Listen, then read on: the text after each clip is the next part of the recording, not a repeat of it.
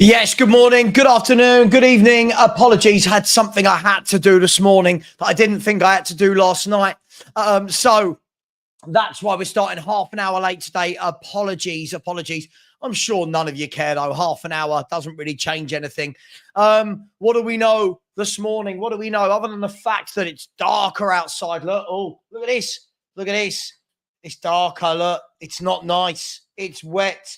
It's miserable. Where has all the sun gone? Where's the sun that normally shines down on Ginola and Messi there? It's gone. It's gone. It's gone. What do we know this morning? Well, what we know is it's Wednesday. Happy Wednesday to each and every one of you. Happy midweek, as they call it, hump day, whatever they bloody call it. First thing I'm going to ask is mods, please, can we not just block everyone for everything? I'm starting to get a lot of emails from people that are saying, I've been blocked for nothing and we're going to expose you. And I don't know what they want to expose, but please, can we just not? What do we know? We know that Jonathan David, anyone who wanted Jonathan David, get it out of your system. He has gone to Juventus, officially gone to Juventus. So get that out of your system. Jonathan David's gone to Juventus. Semenyo has signed a new contract at Bournemouth. So it probably looks like get that out your system, because if they wanted 65 million before, imagine what they want now that he's got 5 years left of a contract. Braithwaite, we know, has signed a new contract for Everton. We're going to go through a lot of this stuff. But what we do know is that the reports are coming in thick and fast over the last 24 hours about Mohamed Kudus. And I've been told off lately. It is Kudus. I'm told, not Kudus. Kudus. So let's see what happens there. A lot of reports now saying that Spurs are really pushing. We really want to make this one happen. Sorry, bear with me. I've got nothing in my hair. So if it sticks up all over the place, it is what it is. But it is a horrible day. It's pissing down with rain. And there is no need for aircon. But good morning to each and every one of you. Let's do some homework, shall we? Everyone, do you all know where your nearest fire exit is? Good. Mine are that way and that way. You lot get to know where yours are. Secondly, smash the like button. It should be a prerequisite. There's 205 of you in here after about 3.5, 4 minutes. So we should have 100, 150. Smash that button as soon as you come in. And second of all, please do subscribe. We are now only 4 subscribers away from 18,800. So we're getting there slowly but surely. Good morning to people like Nick Collison. Feel free to jump on if you've got time, Nick. You're more than welcome. Good morning to Mike Chase. Let me start at the beginning, shall I? Let's start at the beginning. Good morning to Marios. Good morning to John Bristow. Good morning to Tony Rodriguez. Big up, brother. How you doing? Good morning to Adiz. Good morning to Rich Is. Man, don't fancy our chances in a freeway. Takes me back to my college days. Just kidding. Good morning to Ash. Normally enjoys one, but not this kind. I feel like you'd enjoy a freeway between Chelsea, Spurs and Mohamed Kudus, wouldn't you? Big up to David, who said, good morning, Savage. Cool. I've been called worse today already. Have we got playing David? Have we got playing? Have we got a player in? No, not yet. Not yet. But reports are coming, which is one step further than where we were last week. Daryl Denton, good morning to you, sir. Said first day of pre-season friendlies today, although no decent games. Life comes at you fast. It does. It feels like the season ended a couple of weeks ago. Let me know, by the way, if I'm not bright enough. I'm not too sure if I'm bright enough. Let me know. Hopefully I'm bright enough for everyone, or maybe you don't want to see any more of me. I feel like I might need a new light. I'm not sure the power of this one. Oh, okay. Let's see the power of this one. Okay. Together, they light me up. Good morning to you, Daryl. Good morning to George. How you doing, buddy? Said Mbuemo and Eze dead in the water. Listen, Eze, we'll just park it for the moment. Until he's gone to Arsenal, we'll park it for the moment, and we don't know what will happen there. But I hear you. Big up to Mark Taylor, another channel member, and the Aussie Frank Lover. Look at these channel members everywhere. Big up to you. And we'll have the channel member only show next week. As my thumbnail, my thumbnail guy's good. He's just done my thumbnail for later on today. Boom, boom, boom. By the way, Luis Diaz as well. Liverpool have rejected a bid from Bayern Munich for Luis Diaz. So it's all hotting up. We laughed at the 1st of July, didn't we? We laughed at that date. But honestly, since yesterday morning, the transfer news is coming thick and fast. And I'm here for it. I'm here for it. Yes, Jarell Quansah has finished his move now. So he will be a Bayer Leverkusen player as of this morning. And what that means, what that does mean, is that Guehi, you would expect to join Liverpool in the next week or so. Look out for that one. So Mark Guehi looks like he's going to be on his way to Liverpool. Good morning to Patrick McCorry. Morning all. See, we're now in a battle to sign Kyle Walker-Peters. This is what we have to look forward to. Oh, the joys of being a fan of a club that aren't the big boys, eh? Stay hydrated, people. Stay hydrated. Good morning to Dean Law. Good morning to Mark. Good morning to my mate Rick Payne, Russell Coit. Ash said, I actually don't mind Cole Peters. We have a massive club trained issue. I think that as far as club trained homegrown signings go, on a free transfer, Walker Peters I can take. Ash, it's what I've said to you all along. I feel like we know that deal's coming. But I think as long as it's not the next deal, I feel like as long as we are getting an Eze, getting a Kudus, getting a Douglas, whoever people think we're signing, if we get them first, I think it changes. I think that changes. Big up to Drula. Drula is a franker. I love that name. We should all be frankers. We should all be frankers. I'm really looking forward to seeing Spurs now. I wasn't under Ange. I am now looking forward to seeing under Frank. And by the way, I was having a conversation with someone last night, not a YouTuber, no one to do with YouTube.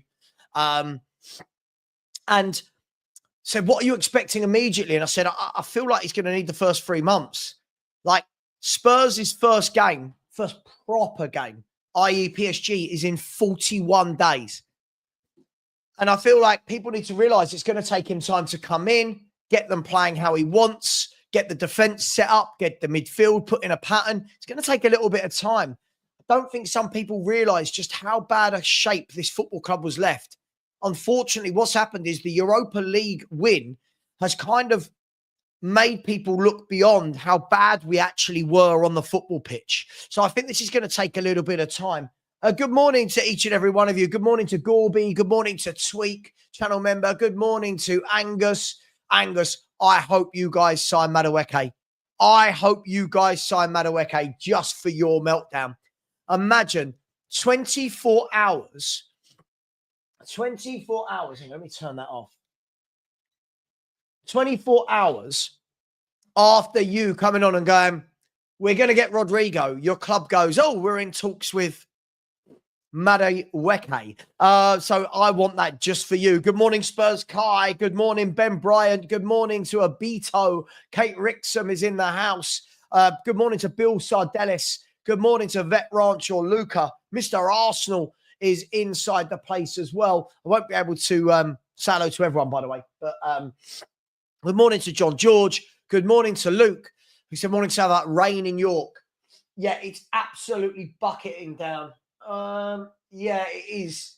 It is coming down quite tough here in South London. And I know it is because when Stanley just walked past me from going for a wee, his paws are all very damp for where he's walked in the rain, which is lovely for my carpet.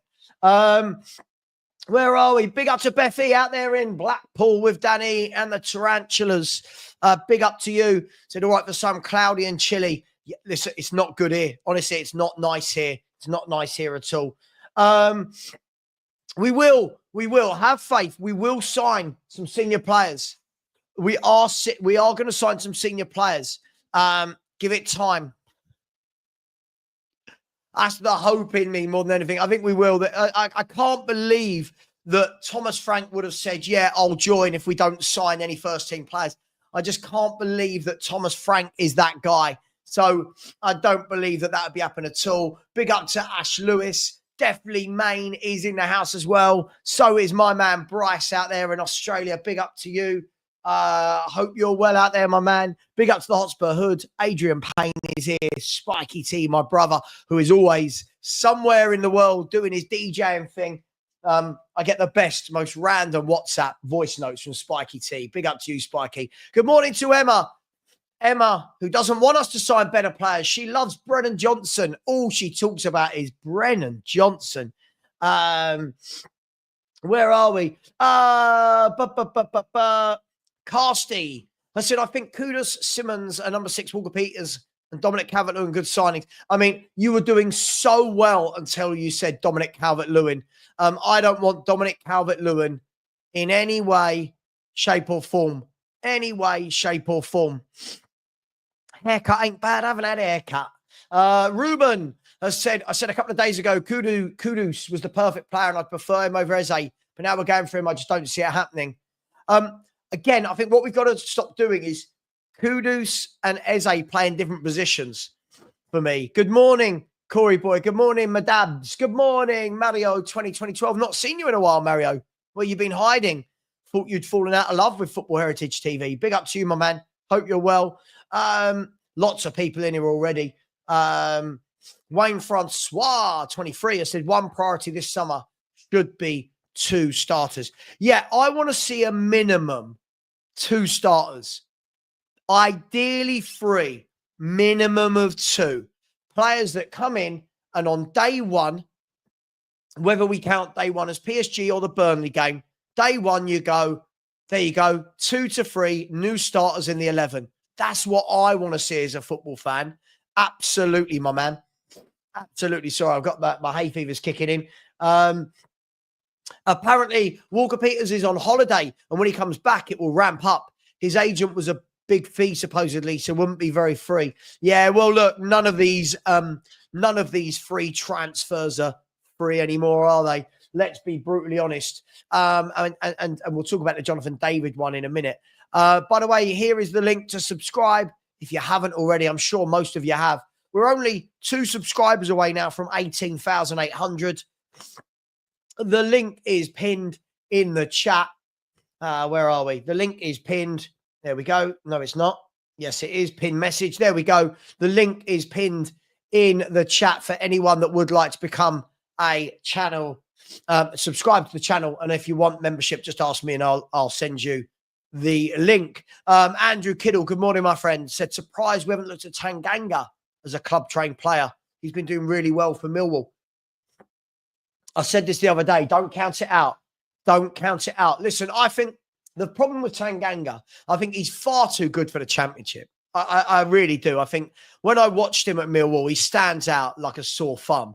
But don't count it out. It's the sort of thing that Spurs will do. I agree. I completely agree. We've got to let him coach. I do think he's going to improve us drastically. And I do think it won't happen overnight. I agree. The problem is people won't have the patience. People will not have the patience. They will immediately in game 1 to 5 go, oh my God, we've not won all 5. Frank's crap. Ange would have won. And this is going to be the problem that we've got. Marios, I'm hoping. I want to see what they do. I want to see them. I want to see them very upset. That would be funny. By the way, we're only 1 subscriber away now from 18,800. Where are we? Wayne Francois said, Savva, PSG are going to slap us up. I love that. Bromley v Spurs and Burnley first game is the priority. Well, Bromley v Spurs is next Tuesday, right? So I might go. It's just down the road if there's any tickets left. I'm guessing we're going to see a lot of the youth players play, so I might go down there, see if we get to see Phillips maybe. Will we see Donnelly? So I will go down there next Tuesday night and see what happens. I do have aircon. Yes, I do.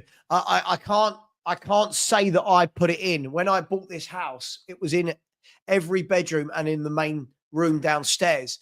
Problem is, they're not the nicest units to look at, but they are a godsend in the heat. They are an absolute godsend. Good morning to Godfrey. Good morning to you. Angus, yeah, I think it'll be hilarious, especially after you talking about Rodrigo from Madrid. So go and get Noni Madueke from Chelsea would be absolutely hilarious. Where are we? Kulu's elusive right foot. So just voted. Right now, there are definitely 6 teams that are better than us. I agree. At the moment, if I was to vote, I don't know if I can vote on my own thing. I can't. I would go for 7th to 10th. I think the people that have got us in at 1st to 4th, I think are crazy. That top 4 is miles clear of us. Miles clear of us right now. Big up to the sheriff who said, morning, Savva. It's sunny here as it always is. I don't believe that it's always sunny there. I don't believe that it's always sunny, but big up to you. Guys, in the chat, just keep it football, please. Just keep it football. Donna Cullen, if you're going to come in here, please stop being silly. Please stop being silly. You know, just talk football like everyone else, please. That's all I ask. Thank you. That's all I ask. At the moment on the votes, 256 votes. I've said, where will people finish? 1st to 4th, 2%. 5th to 6th, 16%. 7th to 10th is running away with this at 66%. And 11th or below is at 16%. I am very much in that 66%. I think we are 7th to 10th at the moment. However, some good signings can change that. Right now, though, I think the top 4 is a pipe dream. The top 4 are miles better than Spurs. And then you've got Man U, Newcastle, Villa, Spurs, Forest, Brighton, who will all be wanting to be in that mix, won't they, for 5th, 6th, 7th, 8th, 9th. It's going to be interesting. It's going to be very interesting. Let's have a look, shall we, at some transfer news. Let's start with Ben Jacobs normally knows Spurs stuff, so if he knows anything, then we'll know something. Let me move my big head. Nope. There we go. Ignore that one. That's his pinned tweet that's been there for a long time now. There you go. Hull City confirmed Dean Holden as their new assistant coach. Here we go. I like this. Liverpool have formally rejected an attempt by Bayern Munich to engage over Luis Diaz. Bayern chief Max Erbel has been informed that of LFC have no intention or desire to enter discussions, with communication ended immediately. Right. Now, this is going to be the interesting thing, right? Clearly, from this, Luis Diaz will want to go, right? Clearly, Luis Diaz will want to go. But if Liverpool say no, what do you do? What do you do in this scenario? So keep an eye on that one. 6 hours ago, Dortmund beat Monterrey to set up a last 8 tie with Real Madrid. However, Job won't face brother Jude after picking up a suspension. Oh, no. Their 2 teams could have, the brothers could have played each other. Let's have a look. Where are we? Arsenal view Rodrigo as a perfect fit. The Real winger will hold talks with Alonso once back from the World Club Cup. AFC yet to learn if he is open to leave, but Real are prepared to sanction an exit for 90 million euros. There you go. It says Rodrigo viewed as the dream left winger, but comfortable on the right. Noni Madueke is another idea on the right, but no offer made yet. Eberici Eze is a separate matter, unlinked to any of the above targets. So Arsenal going on all a little bit crazy. Lille have confirmed Olivier Giroud, that good-looking bastard. Lille confirmed Olivier Giroud has joined from Los Angeles FC on a 1-year contract. That came from nowhere. And then Spurs view Mohamed Kudus. There we go. We got some Spurs news. Spurs view Mohamed Kudus as top priority. They believe West Ham will sell for around 60 million, despite Kudus' 85 million Premier League clause. Spurs never advanced anything on Eze, despite appreciation. Kudus also offered to Chelsea and Man United. Now, got all a bit funny. Bear with me 1 second. Now,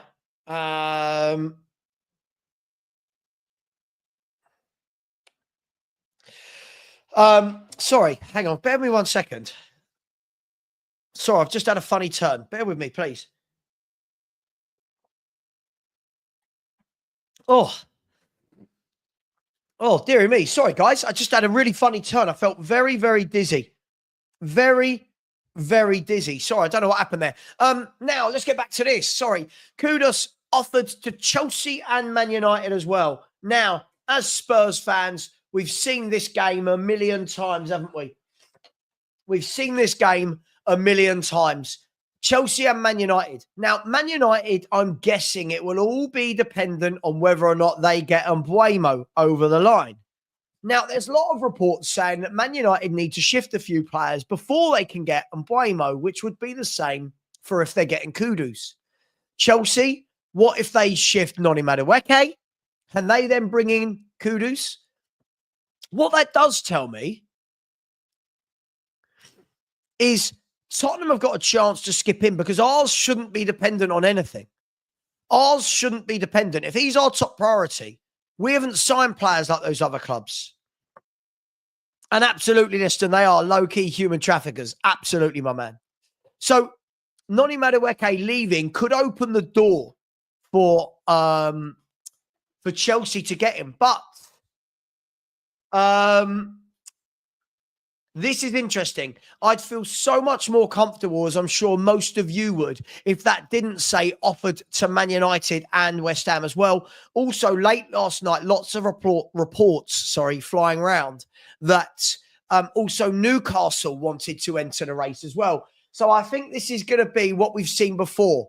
Will Tottenham go into a race with those sorts of clubs and come out the other side? Let's move on. Kenny Tete, by the way, has agreed an extension at Fulham. It looked like he was going to Everton.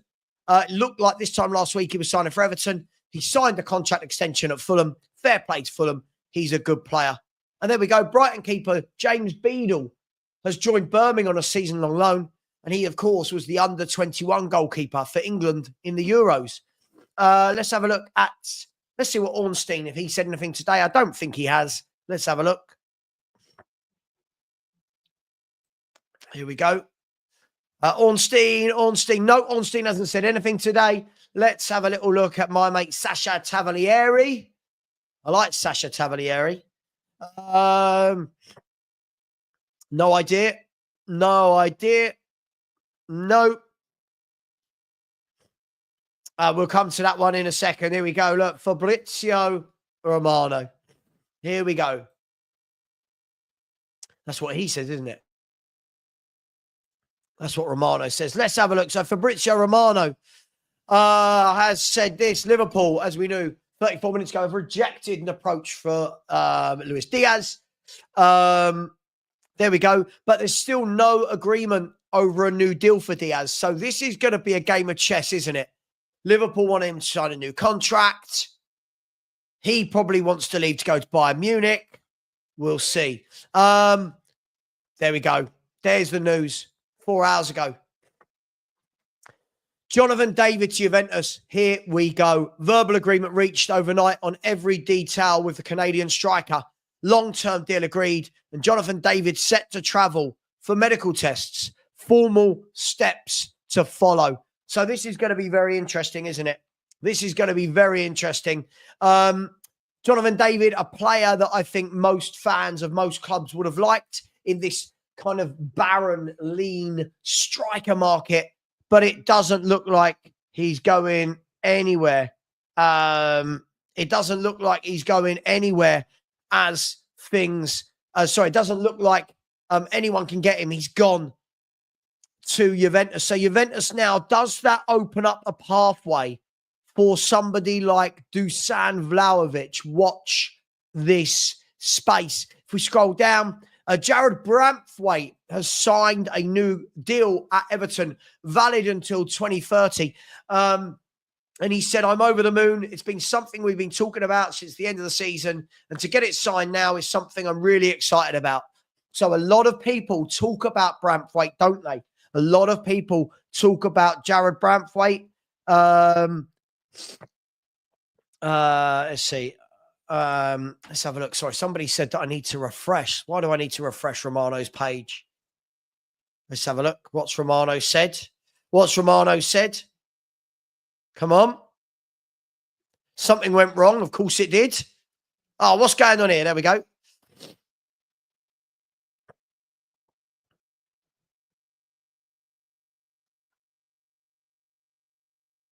So, after direct contact revealed on Monday, Eberechi Eze has opened the doors to Arsenal in clear way. He's open to joining Arsenal project and attracted by this chance for his future. Arsenal are informed on the release clause and the clause details and more. Well, let me ask you all. Is everyone kind of resigned to the fact now that we think that Eze will go to Arsenal? What do you think? It feels very much to me. Like that might be where he's going at this stage. Let me know in the chat. Let me catch up with the chat. What do we reckon? Is he going? Is he going to Arsenal? Does anyone hold any hope that he'll be joining Tottenham Hotspur?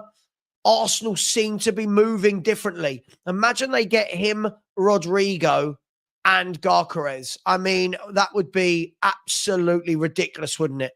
That would put Spurs so far behind this Arsenal, it's unreal, wouldn't it? Let's be brutally honest, guys. If Arsenal have got Declan Rice, Zubimendi, Eze, Rodrigo, Saka, and Gyökeres as their midfield and forward line, and then they've already got the best defence in the Premier League, it was crazy. Absolutely crazy, man. Like, that would be ridiculous. Savcap1 has said, Juve are willing to sell Vlahovic, Luis, and Weir. Well, I'd definitely take Vlahovic and Luis. Probably the stress of being a Spurs fan. Absolutely. Probably. Where are we? Let's have a look. Let's scroll down to where were we? So there we go. There's the Eberechi Eze. I mean, it's not really new news. I mean, I think we knew this, but it is what it is. Atletico Madrid have reached an agreement with 20-year-old Javier Bernard over new 3-year contract. There we go. There's that as well. Noah Lang, a player that's highly rated. Napoli maintain their optimism to get Noah Lang done with new bid expected soon. So, listen, there's lots of stuff going on. Lots of clubs seem to be able to go for more than one player. And there you go. Last bit of news I'll give you is Man City are now set to discuss new contract with Ruben Diaz. The plan is to advance talks in the next weeks. Man City and Diaz planning to continue together. So that brings you all up to date, I suppose, with the transfer news, so to speak. But wouldn't it be nice to be one of those clubs who are in talks with 3 or 4 players at once? Wouldn't it be lovely? I'd love it. I'd absolutely love it. Okay, the white text is better. I'd absolutely love that. But hey, it looks like we're going to go slowly catchy monkey at the moment. The only player that I know we're in for is Mohamed Kudus. The only player that we know we're talking to is him. So I'm not really sure where else we're going to go after that. I don't know if we're working behind the scenes. Is Lang working in the dark? Is Paratici doing bits for us? I really don't know. And this is the worry for all Spurs fans, isn't it? This is the worry. We will drag our heels and Chelsea will sign him. And this is the worry. It would be lovely, wouldn't it, by the end of today or tomorrow to get Spurs have agreed a deal with Mohamed Kudus. I think that would really give everybody that optimism, that hope. That is the worst dad joke ever. What Jout Beadle's about. And if you know, you know. And if you don't know, you don't know. Good old Jeremy Beadle. Mafuza said, who needs Jonathan David when we've got Solanke and Richarlison? Well, listen, again, Juventus are a big club, right? Juventus are a big club. They're going to get big players. It's just the way it is. The question I've got is, what does that mean for them for Randall Kolo Moani? So they've now got, has Mawani gone there? Someone in the chat, let me know. Bless me. Sorry, bless me. Did Mawani sign? Someone let me know if Mawani went there on a permanent. Bless me. The hay fever wants to hurt me today after the heat hit me yesterday. Let's do some super chats. Apologies, guys. I'm struggling big time today. Atavatron Wembley 1. Said, morning, Savva. And all. Good morning. Bear with me. Oh, Jesus Christ. Oh, can you bear with me 1 second? Let me go and get my nose spray. Bear with me.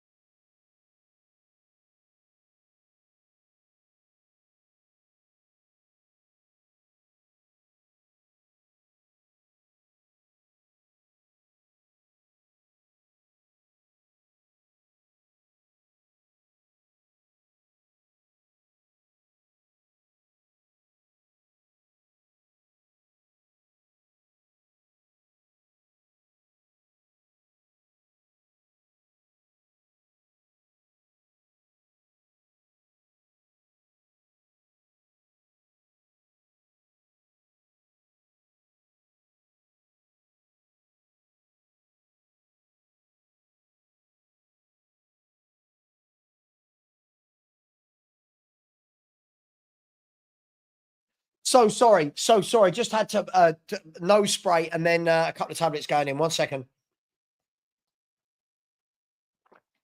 So sorry. Honestly, last 5 minutes I've really struggled to hold it together. Big up to Atavatron Wembley 1, who has said, morning, Savva and all. We think we have problems. Read The Athletic on Sheffield Wednesday. Owner abandoned the club. Players not paid. No manager. Sad. Well, that really is sad to hear because Sheffield Wednesday is Sheffield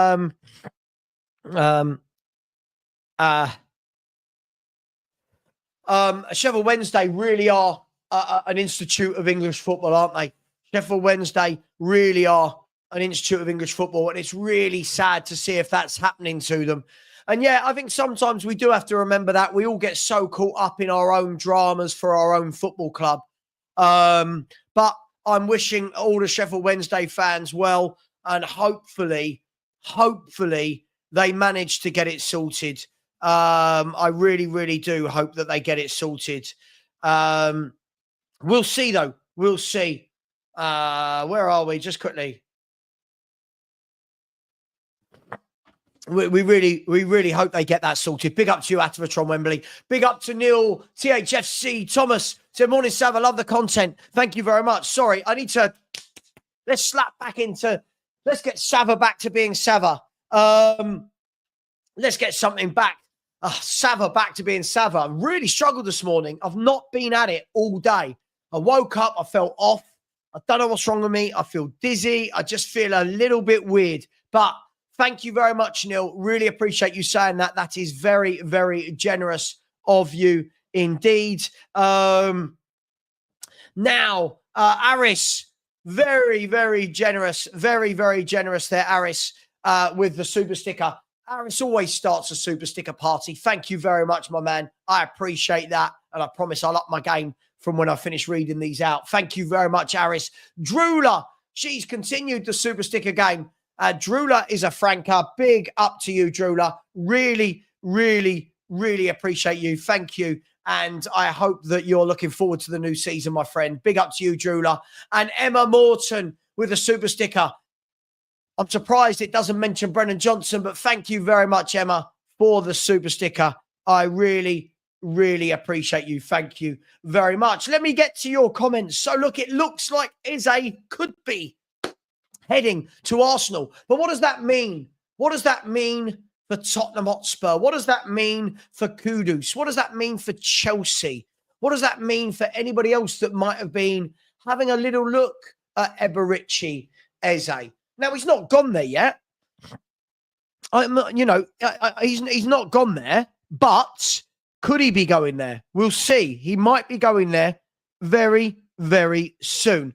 It will be horrible for Spurs fans. I think most of us really did want to see him in a Spurs shirt, but it's not meant to be. Ash just said, we have Kudus and Madison, so not really needed. Can't disagree with you more. Eze trumps these players. For me, you can never have too many good players. Big club thinking. We need big club thinking. Tony Rodriguez said Arsenal was a big club. We are a laughingstock. Unfortunately, the big club part for Arsenal is true. Their fans might disagree and say they need trophies, but hey, it is true, right? They need trophies, but they are acting like a bigger club. Alex, thank you for what you sent me the other day as well, by the way. Somebody compiled a list of Spurs YouTubers by views in the calendar year, and they didn't even have me in the top 20. And Alex, as you know, I should have been fourth on that list, but hey, what can you do? What can you do? Big up to you, Alex. Arsenal more attractive, and we didn't move quick enough. Yeah, I mean, I've always said I wonder about the validity of just how much did we want him. I think there's a difference, guys and girls, between admiring a player and actually saying, this is our guy. Do you know what I mean? This is our guy. This is the one we want. I think there's a huge difference between those two things. Let me just post out that we're live. I forgot to do it. We're live. Come join us. I think there's a huge difference between those two things, right? I see a lot. People going, oh, but we were interested. Yeah, cool. There's many things in life we're interested in that we don't put in an offer for or buy. So let's see. Let's see what happens on that front. CC said, I wouldn't be comparing yourselves to Arsenal right now after the top three. You're right next tier down 4 to 7 spots. Well, listen, we're not Arsenal. We know we're not Arsenal. I think the problem is, CC, is that a lot of fans wanted to get there. A lot of fans wanted to get there. I'm just going to get James Flower to join me for a second. Here we go. Let's get James Flower involved. There we go. James Flower. If anyone wants to join. 1 second. If anyone wants to join, here we go. Right.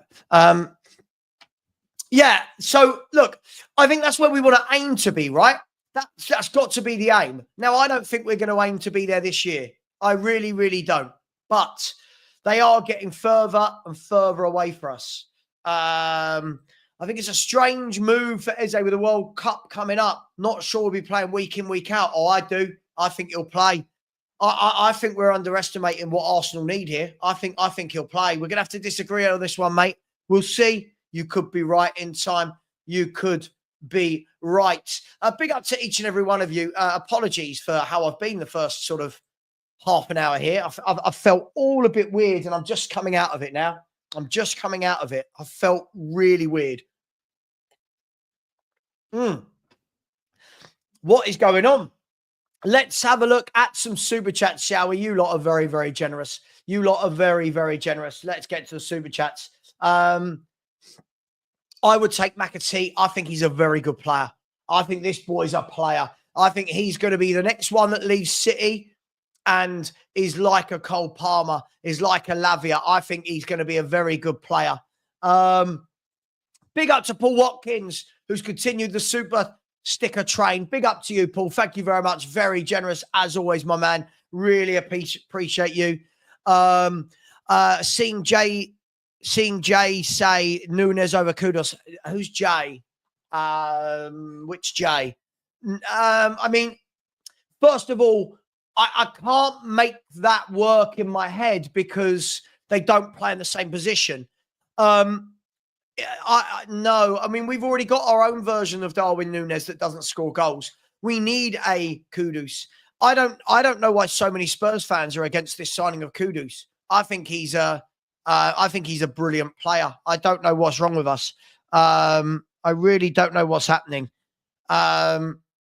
I really, really, really don't know what's happening with people that suddenly think that we're better than Mohamed Kudus. But Kudus, who sent this message in, Darwin Nunes, different player. I mean, he's a striker, isn't he?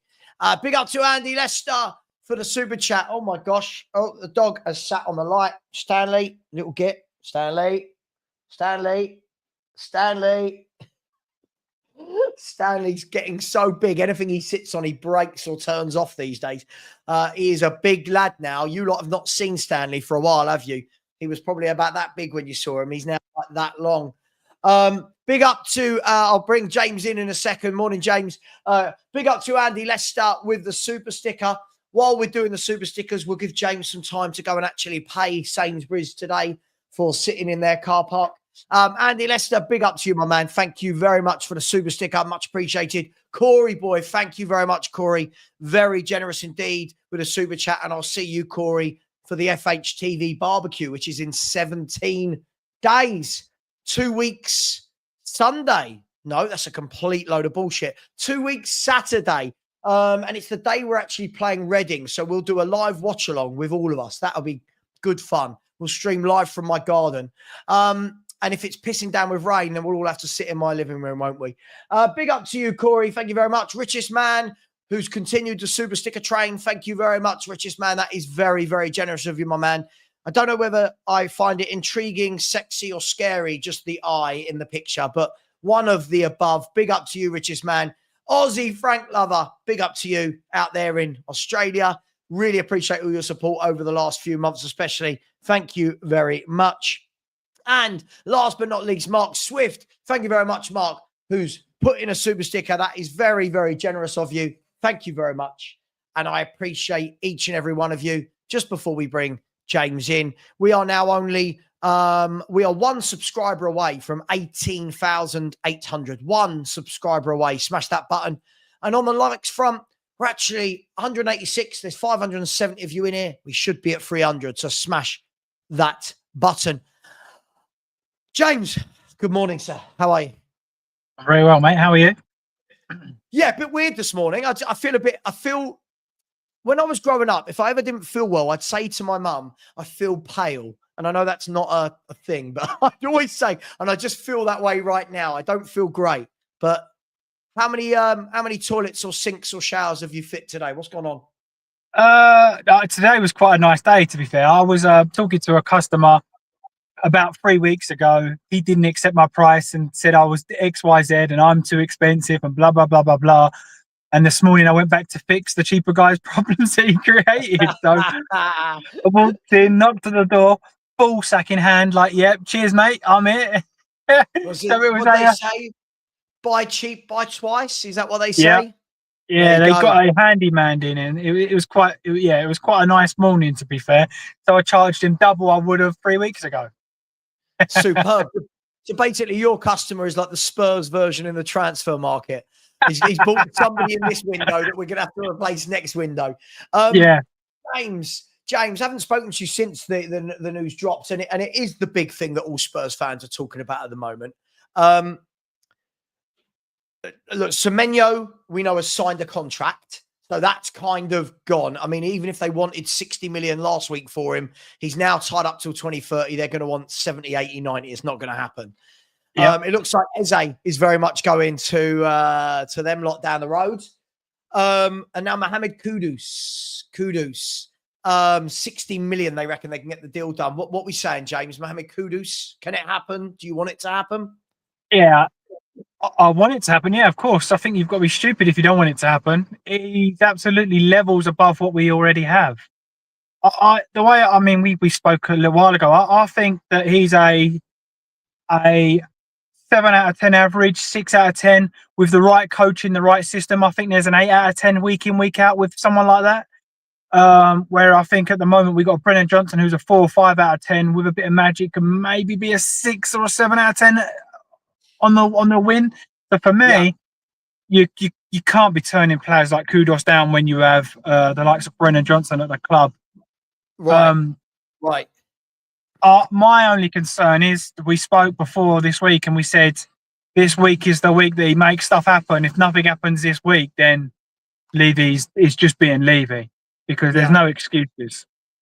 Yeah. No, absolutely. Savva's been eaten by his dog. That's such a strange thing to say.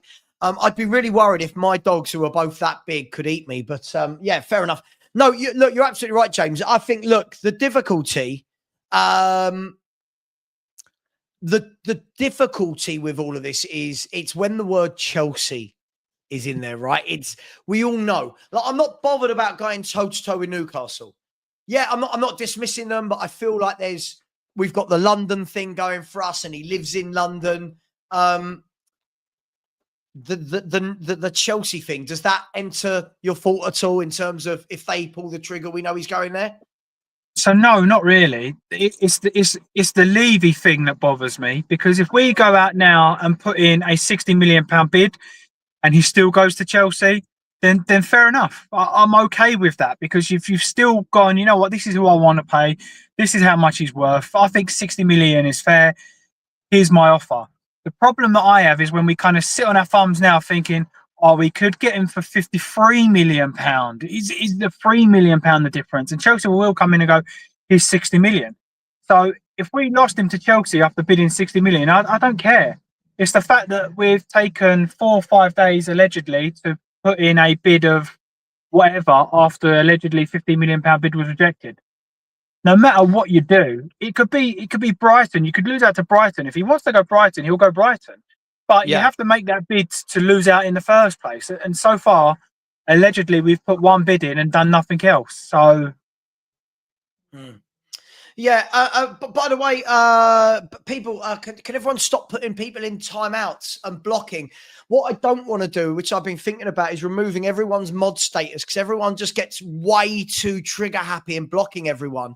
And what you actually do is cause me problems, and then I get messages and emails. And listen, first of all, we are Spurs TV. Again, we can afford Kudus wages. We can afford his wages. Let's stop using the. Sorry, I'll ask Nick. Welcome, James.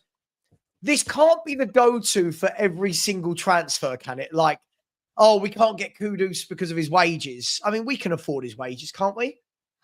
Yeah, I mean, look, I think. Hello, everybody. First of all, good morning, James. I hope you're not in Sainsbury's car park or any other car park that has a limit that's going to get you a ticket. Yeah, look, I think it's just the pot is the pot, right? So it's not just there's not like 100 million for transfer fees and 50 million for wages. It's all in the same pot, right? So. Whatever we spend for one, it has to, it doesn't just suddenly go, oh, we're just going to do this and we're going to do that. So it all comes from the same thing. So, I just think that, yeah, from what he's on, I mean, I don't know what he's on at West Ham, but 90. So, I mean, Archie Gray's on what, 75? So let's.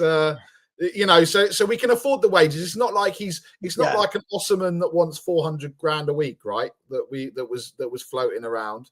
And I just think it's not only that, and I don't know what the other one to float into that, Savva, is obviously there's been the here we go for Jonathan David to Juventus. So that's another one that we've missed out on. So the only players left is Tyler Diblin. I think that's the only player left if Kudus goes to somewhere else and Eze goes somewhere else. So I don't know. I think it's what I'm disappointed about is that Frank said that he wants to look at everyone. He wants to look at Solomon. He wants to look at Hill. He wants to look at all these players that clearly don't work. Whether that's him saying it or via Levy saying we need to do this because of X, Y, and Z. I just think that if we don't get this done, then there's going to be riots and pitchforks and all the usual nonsense that comes with this fan base, right? Yeah, I mean, absolutely. I mean, listen, I'm hoping it doesn't get to the stage, James, where we're talking about Tyler Dibbling. And again, I'm not saying he can't be a good player in the future, but the term being used at the moment, James, is needle mover, right? I think a lot of us are using that term. Let's be fair, Dibbling doesn't move the needle right now. He looks talented. He's a good young kid, but you've got Odegaard, you've got Tell, you've got Moore, you've got Yang, you've got you don't need another teenage winger, do you? I don't want another teenager at all anywhere, unless they are you mean the Mal.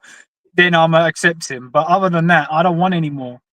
I want good players now, and needle mover. Unfortunately for me, I don't think we're anywhere near getting needle movers. I think we need loads of players.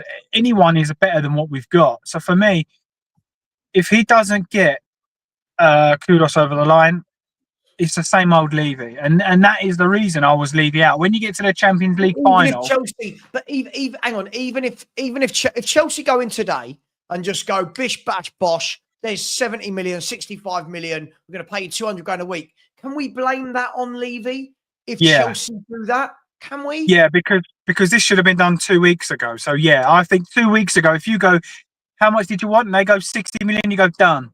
It's done 2 weeks ago. So for me, this sign of, oh, well, we bidded 50 million a week ago. Well, what's taking you another week? Because you've seen United go, oh, rejected, here's another one. Oh, rejected, here's another one. Why is it so long, so delayed? You're allowing the opportunities for other clubs to go, oh, he's available. Oh, that's not bad. Sure, but let's just look at how transfers work, though. And again, the moment Spurs have a bid accepted, Chelsea will be alerted like that. Chelsea will be alerted the very minute Spurs have a bid accepted, and then Chelsea can just come in and go, do we do it? Yeah, we do. Pull the trigger, go. That's the thing. It's not so then I wouldn't. No, so then I wouldn't blame Levy. If there's a bid accepted and then Chelsea get involved, then no, you can't blame Levy because he's done his bit by put the deal out and got the price. That side of things you can't moan at. But if it continues like this, where there's no more bids go in and Chelsea come involved and pay the money and get him, then I'll blame Levy because it's like you should have done that ages ago. And let's be honest, it's been now Eze, Semedo, Kudus. You're letting all the good ones slip away, and then we will go, right now we have to go for Tyler Lindebley. See, I see it different to you. I don't see it. When we say we're letting the good ones go, I think the good ones want to go to bigger clubs. I don't see it that we're letting them go. Like, what keeps getting thrown at is, see, we're going to let Eze go to them. Eze's going to pick them all day, every day over Tottenham, isn't it? Let's be brutally honest. Who are you picking, Arsenal or Spurs? Yeah, of course. He's picking them, right? So I do feel that it's a bit skewed. But the one thing I will say in your favour right now is Chelsea have got a lot of players. They've got a lot of wingers. Right? Honestly, Chelsea, here you go. Someone did, I think, who sent me this yesterday? It's probably my boy Perchy. He's always right, any Nick, my boy Perchy. Well, sometimes, yeah. Have you looked there? I mean, look at this depth for Chelsea. Just look at that. Like, it's frightening. I mean, it's nonsense. It's crazy, right? But I mean, I guess what? So what if Madueke goes to? I mean, that's the key, right, for Chelsea getting Kudus. If Madueke has to go to Arsenal, right? Agreed. And I don't know what this love affair. I don't know what this love affair is. Chelsea love Brighton players, and Arsenal love Chelsea players. I don't know. I don't know what this like love affair, like this feeder club mentality, is all about. And we just love anyone from the creche down the road. So you know what I mean? Like, yeah. A 19-year-old that everyone, we're sitting here and saying we don't want players, and we're gassing up players like Solomon and Brian Hill and Tells and Oda Bears and Archie Grays and everything else. You know what I mean? It's just crazy, right? Lee. Oh, lovely. You clean Lee's pipes. Is that what's going on, James? I wish he wouldn't put that on here. But glad he didn't put the price. But yeah, there's certain things money can buy. I think you're right. Do you know what, guys? I was someone the other day who said, all this nonsense about the 1st of July and finances. But since yesterday morning, Nick, the world's gone mad, isn't it? Everyone's putting in bids everywhere, left, right and centre. Fabrizio Romano's thumbs are about to fall off because he's typing so much. No, he has someone to do it, Savva, for him. Come on, he's not sending out those tweets. Come on, mate. I've not made it to that level yet, Nick. No. I set all my own shows and I do all my own messages out. It is what it is. Soon. You'll have Perchy to do that for you soon. Soon. Let me once I get to 100,000, we'll start talking about hiring an editor. But you're right. It's going to be a knock-on effect, right? If Madueke goes, I think Chelsea go like that. That is my worry. I think right now, we've got that week grace. I think that 1 week grace where we're in control. Will Levy get it done? That's the question. if they're serious about Madueke, then Levy should be putting a bid for Eze and Kudus for me, because if they are like, oh, we're not sure, Eze maybe, Madueke, then we need to just, even if it fails, I'd still just go right for public knowledge, because I know a lot of people say, look, they speak to their agent and they want to get rejected. I think it would do Levy a lot of good being actually physically putting the bids in and say, look, that's your offer is 60 million. Here's 60 million for Eze. Here's 55 million for Kudus. I think then it does himself so much good, because everyone's going, fair play. You've put your balls on the table. You said you wanted to win the league. You've gone out and tried to get 2 players that would push us up in the league. So for me, if I was him, I'd just act now anyway. I'd say, right, there's 60 million. Kudus, there's 60 million, and let's go from there and see what happens. No, you're right. You're right. For me, I think that a lot of people, Nick, keep talking about, oh, we need 6 players, we need 7 players.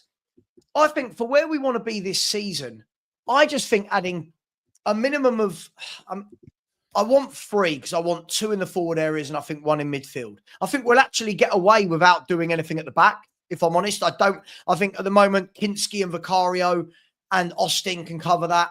I think you've got Spence, Porro, Romero, Van der Ven, Danso, Dragashin, Davis, Vuskovic, Phillips, Takai, Adogi, and then one of the others can cover at left back. I think if we get 1 midfielder, Nick, and then 2 players to go into that forward area, I think we could have a good year and be looking at top 5, top 6. I do. I don't know what you think. Well, I mean, look, anything's top half would be great based on last season. Where do you think, if the squad is where we are now as well, where do you think we finish if Frank takes over now at the end of the season? 8th to 10th. Yeah, I don't see it. I would say top. We need to be finishing 10th.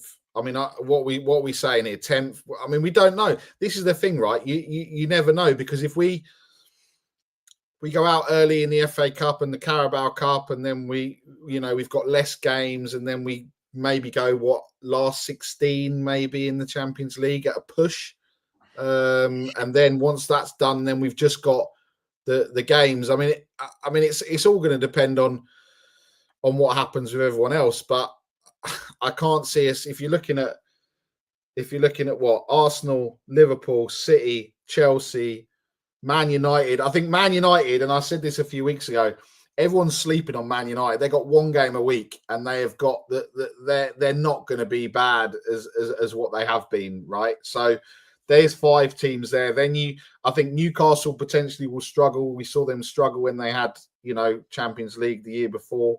I don't think you'll see the surprises like you see the Bournemouth, because they've been absolutely wiped out. The Fulhams, I don't they're kind of the consistently inconsistent. So yeah, I mean, Savva's probably right. It's probably between 8th and 10th, which it for a club, we sit there and say that with the arrogance, maybe the club like Tottenham isn't good enough. 100% it's not good enough, but I think we've got so much that we need to do in terms of playing football, building a philosophy, seeing what happens, because we just look lost. I mean, that last game of the season, no one was interested.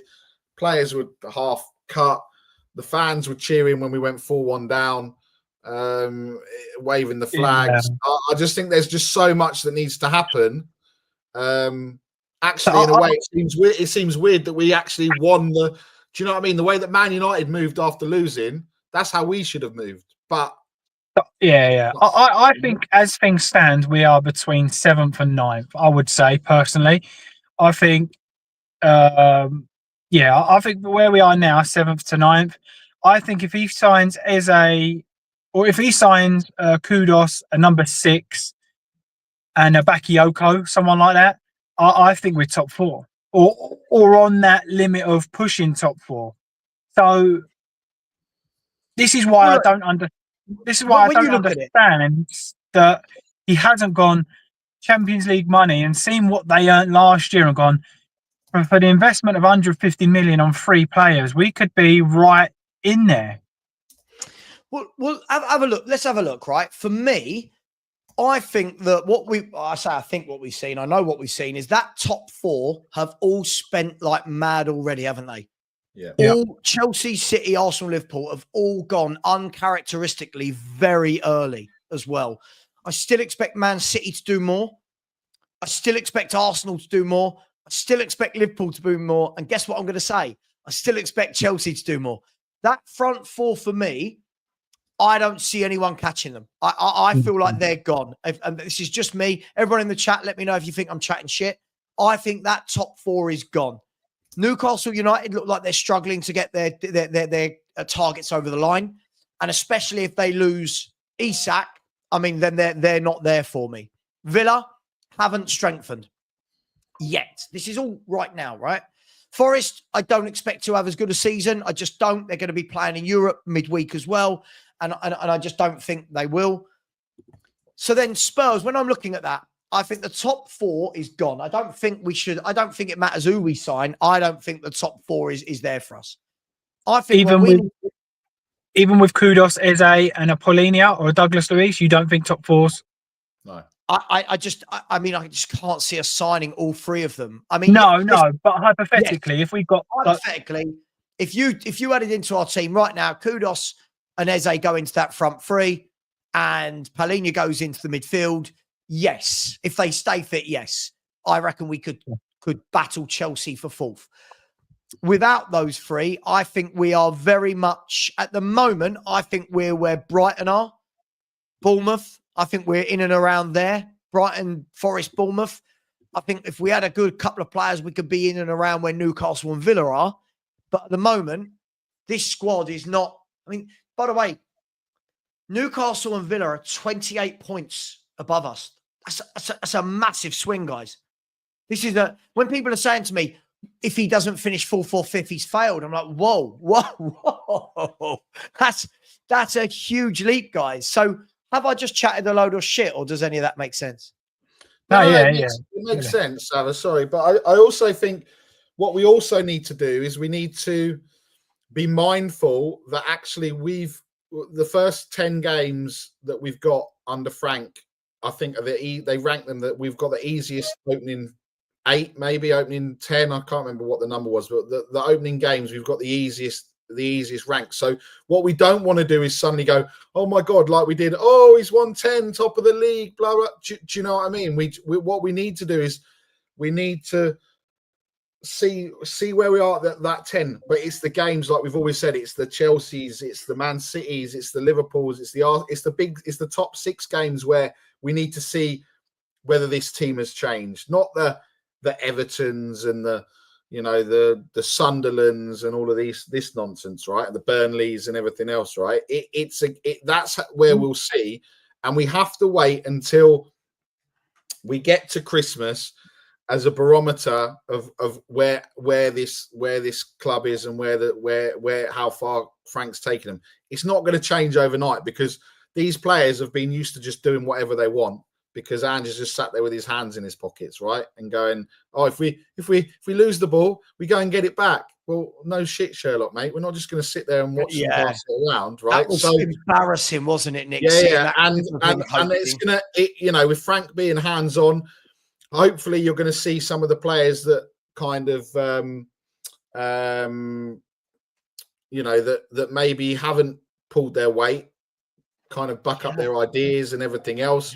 And you never know. We may see something happen like we saw what happens with a Bergvall coming through and what have you. So you can speak for yourself. The moment we get our first win, I feel I might have a party. It's been so long. I don't know what it's like to win in the league.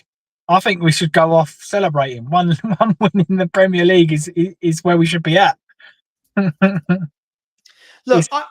I think what we've got to take into account here as well is, I said this at the beginning of my show. I don't know if you two were listening, but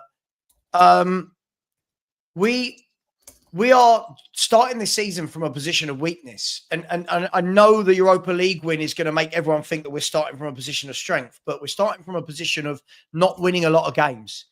This is a team that weren't used to last season winning a lot of games of football. We were used to conceding a lot of goals, being wide open. I think it's going to take him a few months to get this sorted in the league months, by the way, not preset. I think you're going to see a very up and down first half of the season. I think we're going to be a bit like Chelsea were under Poch. I think at first, when Poch went there, he had a massive mess to sort out. And if you remember, the first 10 to 15 games, Chelsea were awful under Poch.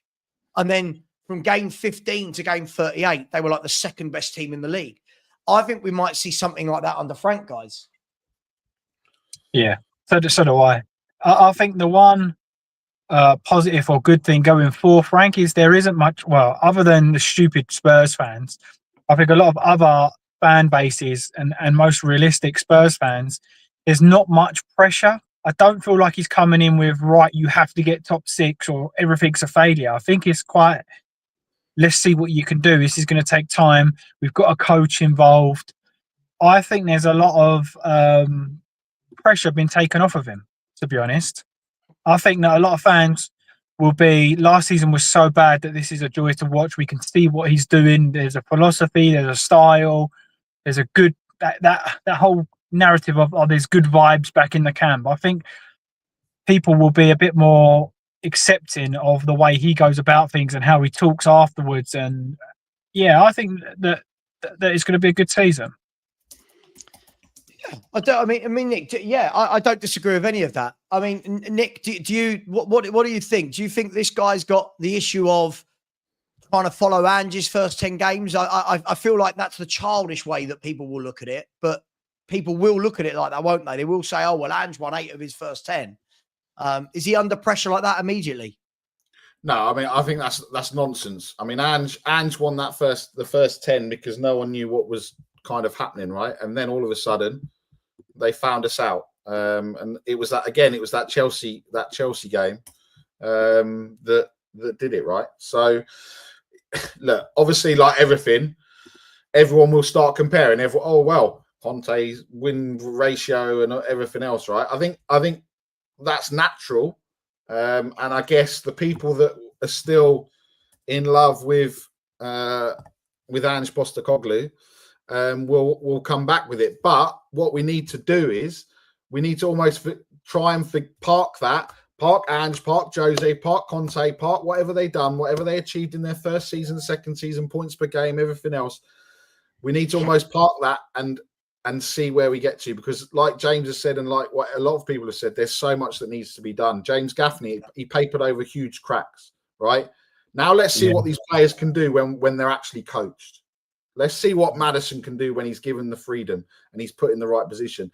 Let's see what happens if Brennan Johnson is taken off the wing, because I don't think he's a winger, and put into a position that benefits the way that he plays. Let's see us play a formation that actually works with the players that we've got and see how they're coached. Now, that's not going to come.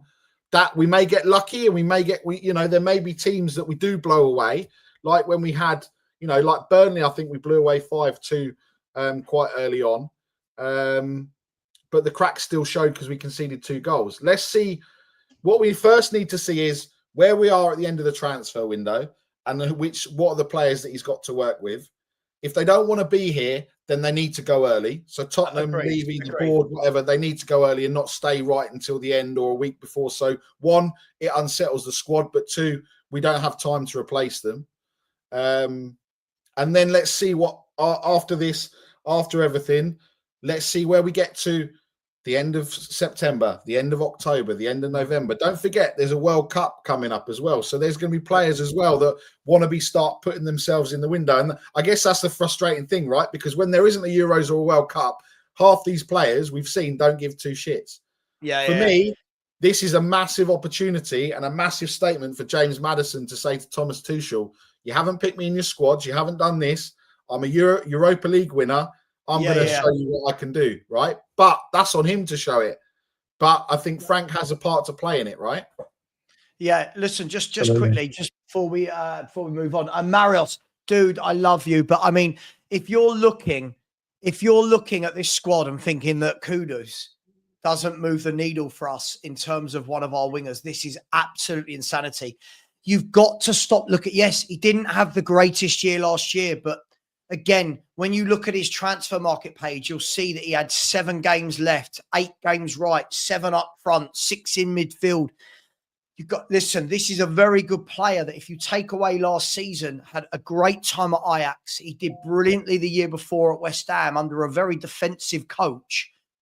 I don't know how. I don't know when we got this arrogant. No offense, Marius. When did we get this arrogant that we thought that players like Kudus don't move that needle?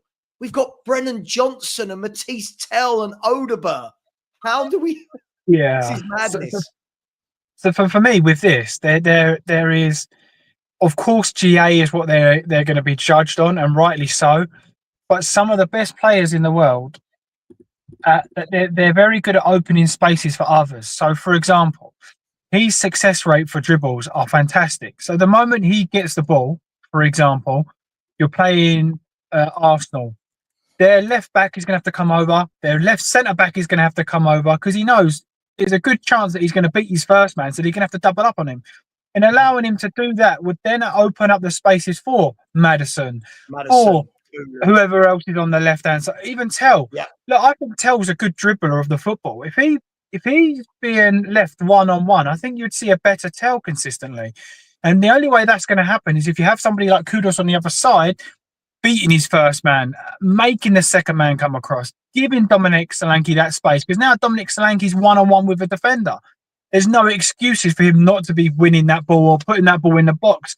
Their whole career has been based on one defender, one striker, get the ball into the box. So for me, his stats are important, and I'm not saying that they're not. But also, but his stats are normally good, James. It's only this season gone where everyone's looking. What we always do, it's like the same people will say, "Oh, well, we can't judge X, Y, or Z Spurs player because they were playing under Ange." But this is Kudus. I've got to get this right. This is Kudus, who has played under two different West Ham managers, two different styles, neither of which have been very attacking, neither of which have said, right, you're going to play on the right and stay on the right. He's been shifted from pillar to post. I feel like context is a really important thing when we're judging a footballer. Now, if he had done this for the last 3 years, I'd agree. But this time last year, nearly every Spurs fan was going, God, I'm gutted we didn't get that Kudus from Ajax. I can't believe. Look at the season he's had for West Ham. A year later, we don't think he's better than Odegaard, Tell, Johnson, Moore, Yang. Like where are we going with this? Nick, it's mad, right? He is the best winger we would have by. It wouldn't even be that. He'd be the best winger we've had for years for me. Yeah, and that's the thing. We've got this arrogance. We've got this same with with managers, with players, with everything. It's I don't think it moves the needle. I don't think it does. Look, Mohamed Kudus has gone in. I would say obviously not last year, but the year before. I can't remember a time where I don't actually think he was he wasn't in my fancy football team, right? And a lot of people will say the same. And those are the types of players, the players that your Bowens, they're not pretty players. They're not the ones that are going to blow you away and get hat trick like a Haaland that would, from 2 seasons ago, or Salah that would, towards the end of the season, will week in, week out, 2 goals, 2 assists every single game, man of the matches, everything else. And I think those are the type of players that we need. That make a difference, that have an impact, that get you off your seat, right?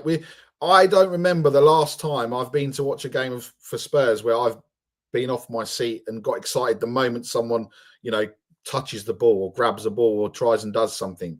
And that's what, yes, there's concerns around his attitude, whatever, and what have you. But,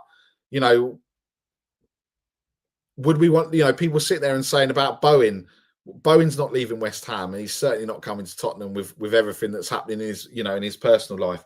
But he frightens defenders. He does things. He runs at players. This is what we go back to the Premier League when we used to watch it. Players running at players taking them on down the wing. Even I watched a compilation of Tom Huddleston's best goals in a Spurs shirt. He scored some absolute bangers. You don't see bangers like that being scored, these days. And he wasn't the best player. He wasn't the most exciting name, but he did things, and and that's what we need. We need someone like Kudus that can, that actually is a bit angry, is a bit nasty, and going back to, I was saying, don't go back to what people were saying, but going back to what Jose said, we need to be a bit nastier. We need to be a bit clever with the way we do things. How often do we see it where we get a player booked in the first 15 minutes, we don't go and target him to get him sent off? We just leave him alone. What was it? Was it the Newcastle game where every single one of their midfielders were on yellow cards and we didn't do anything to try and get any of them sent off? Do you know what I mean? That's where we need to be a bit more clever. And I think Frank hopefully brings that bit of cleverness to us. So we sit there and go, right, let's go and do this. Let's go and do that. Yeah, absolutely. By the way, Reezy, when you're saying Marios well said, mate, about the not moving the needle, Reezy, the other day when we signed Tell, you were telling me it was a very good signing. How can you possibly tell me that Tell is a good signing, but Kudus doesn't move the needle? Like, this is how I know now. And you know what it is? It's because you're such an Ange apologist and you didn't want Ange to go. Tell was under Ange. Kudus would be under the new manager. I think a lot of people, if we get this guy, Newcastle want him, Chelsea want him, Man United want him, but we don't think he's good enough for Tottenham. Lads on the panel, let that sink in, right? We're doing that thing again. I heard João Pedro doesn't move the needle for Tottenham. All right. Chelsea, one of the best teams in the country, they've just gone and bought him. Like, we do this every summer, James. These players that apparently aren't good enough for us, the top four snap up. Why is that?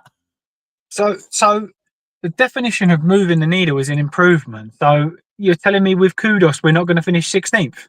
Somebody signing someone like Kudus, we're not going to push on to be 16th? You're kind of picking and choosing how much that needle's moving.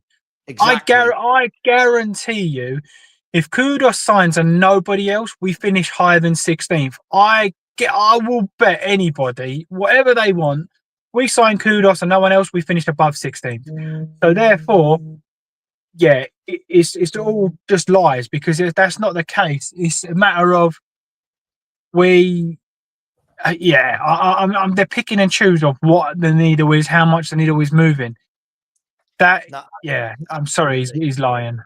Absolutely, that's just pure bang lies.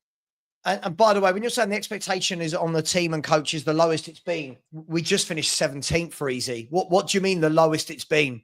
We've just finished 17th. And Reezy, every week you told me that it doesn't matter about the league. It doesn't matter about the league. It's nothing to do with the previous manager. Spurs aren't in a position to, as you say, we're still Spurs. We should still be aiming for the Champions League. Well, we're not going to win the Champions League. And getting Champions League qualification in the Premier League, you need to buy better players to make that happen, Reezy. And you've just told me that players like Kudus aren't better players. I'm truly baffled, chaps. By the way, the link I'm putting in the chat, a few of you have been asking about membership. If you see a link from me in the chat that's got the word membership at the end, that's where you get your memberships from, people. Thank you very much.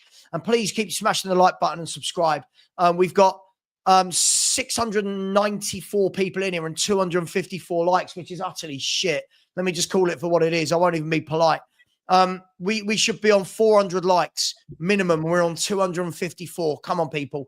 The thing that makes me laugh about all of this, guys, is I'm at a stage where I don't think our fans know what they want. I feel like we've got to the stage where we truly believe we're Man City and Liverpool. Every player isn't good enough suddenly. There were people, Jonathan David didn't want him, didn't want Jonathan David, didn't want Conor Gallagher, didn't want him, he wasn't good enough. You know, one's gone to Juve, one went to Atletico Madrid. Didn't want João Pedro, he's gone down the road to Chelsea. Wouldn't want Zubimendi, he's gone to Arsenal. Wouldn't want Norgard, yeah, he's gone to Arsenal as well. We do this every year, guys. I don't think we know what we want as a fan base anymore, do we? Or am I being harsh? No, thanks. I think I say it all the time. Spurs fans only want to be proven right. They don't actually care about winning or losing.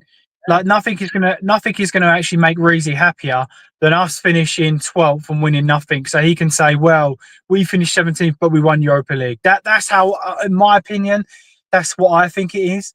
I think it's always a point of there would be so many happy fans to see Kudus come and foul than there would Kudus come and succeed. It's just it's horrible to even watch, to be honest. Our fan base are the worst. I know it probably happens in every fan base, but everybody's so quick to judge and tell you that they're right and you're wrong and you know nothing, they know everything. That is killing the whole fan base. It's killing the momentum. You'll get the team that you deserve by continuously criticism and calling people out and being divided, in my opinion. Yeah, I agree with you. I mean, Nick, how do you see it? We seem to, as fans, I know it's not our decision ultimately, but as fans, we seem to turn our noses up at a lot of players and yet moan about the players we've got from game 1 to game 38. But then when it comes to a transfer window, Elliott's not good enough. This player's not good enough. Kudus not good enough. Semenyo's not good enough. No one's good enough. I don't know who we want to sign. Yeah, it's the same, you know. We do it all the time with players, with managers. They're not good enough. They're not good enough. They're not good enough. They're not good enough. I don't understand what we want. Ultimately, we want the club to do well, the players to do well, and I just. You know, it's just it's crazy, right? I don't understand it. You know, it's like we're sitting there and going, that's what I mean. We're sitting there and saying we don't want a Elliot, we don't want a Kudus, we don't want a David, we don't want whoever. We don't want anyone. And then we're gassing up Solomon because he's had a good season in the championship. Yeah. Come on, what we doing here? You know. Let me ask then, people in the chat, for those that don't want Kudus, when you're saying we can do better, fine. Give me names. Give me names of realistic wingers that Tottenham can sign better than Kudus. I personally, I do agree with that statement. Is we can do better. We of course we could. I don't think we can. I think we could. For me, and I think it's individual. I think it is depending on individuals what they want. Or I would like to see us bid for better players, and in worst case scenario, you're getting Kudus, which is still a fantastic player. So for me, Adeyemi, your Eze's, I would like to see us be putting bids in for these guys, even if we're getting rejected, and then going for Kudus. That's like, all right, okay, no worries, we've been rejected, we're going to go for Kudus. So yeah, I think we can, but to sort of have the opinion of not a needle mover or that kind of look at it, that for me is barbaric because he's moving the needle massively. No, I agree. Nick, do you think we can do better? I don't think that some of these people are. I feel like we've got to remember we finished 17th. I feel like we're forgetting that when people have said league position doesn't matter. I also think Eze might have rejected us. By the way, I truly believe he might have rejected us. Yeah, look, I think. Look, I mean, look. That is the biggest thing. Yes, you know, you can sit there and say we've won the Europa League, brilliant, but just that we almost got into, you know, okay, we could only play who we could play, and we could only get into the Champions League. That was the only option to get into the Champions League. But if other players are sitting there and going, I'd rather, let's take Eze for example, I'd rather sit on the bench, but know I've got more chance of winning stuff, and not play every week and get paid more money and play with the players that I'm playing, then why would you? What do we think? We sit there and watch the. You like red wine? No, you like red wine. No, that you're such a. You're so good at what you do, Daniel. Like, oh my God, get on your knees together and do whatever. Do you know what I mean? It's just we see all of that. Oh, we want to win the Premier League. We want to. Talk is cheap. Actions speak louder than words, right? Of course. The only way this team is getting anywhere near the Champions League final again is if we have what we, you know, the run that we had 2019 and everything and everything kind of falling that way, or we play teams like we played in Europa, which we're not going to do, or we actually go and have a plan. We say we're going to stick with Frank for 3 years. We need to clear this out. This is how we're going to play. This is the philosophy of the club. It doesn't matter who the manager is. Everyone knows this is the way that Spurs play, and not chop and change when things get a little bit difficult. But unfortunately, all I see this pointing to is Frank is here until the end of next summer and Pochettino's coming back after the World Cup. And unfortunately, we've seen it all before. I can't see it. I don't know, Sav. If we don't sign anyone and we have a bad start, you know what this fan base is like. Oh, we've had enough. We've had enough. Next manager. Poch is available after the World Cup, and then Levy's sitting there knowing that that's his final play. That's his final play before selling out. You know, because he knows that the fans love him for bringing him back. For me, the part of the issue, again, I do blame Daniel Levy for not just throwing your balls to the wall and bid for the players that you're talking about winning the league and the Champions League. So you need to start splashing the Simmons, the Ezes, so on and so on.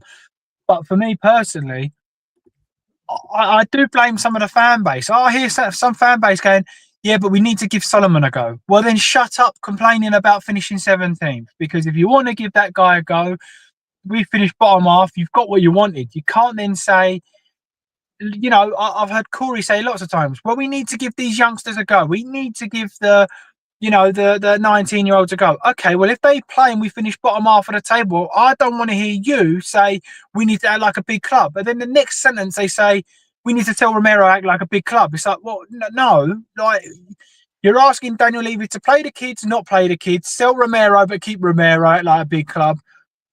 We should be signing Kudus, but we've got Solomon. Like, what do you want? You need to decide what you want. For me, all of these kids can either be sold or put on loan. And if they're not good enough to go on loan, then obviously they should be sold.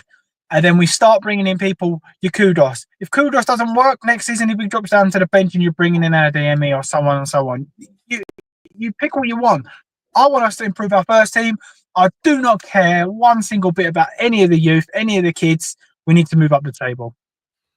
No, I completely agree. That's fine, James. That's fine. But let's do what Arsenal did and play them in the Carabao Cup. If that's what we're going to do, then we sit there and we play Kinski's, Vuskovich's, Phillips, Gray's, Burt, all these players, Scarlett, whatever, Lancashire, whoever, Moore, whoever's there at the end, because we've obviously going to have to keep some of them because of our homegrown and club trained and all of that nonsense.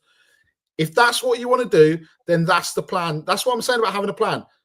Carabao Cup, play the kids. I know there's that other, the Johnston Paints trophy or whatever that's got the under 21s in it.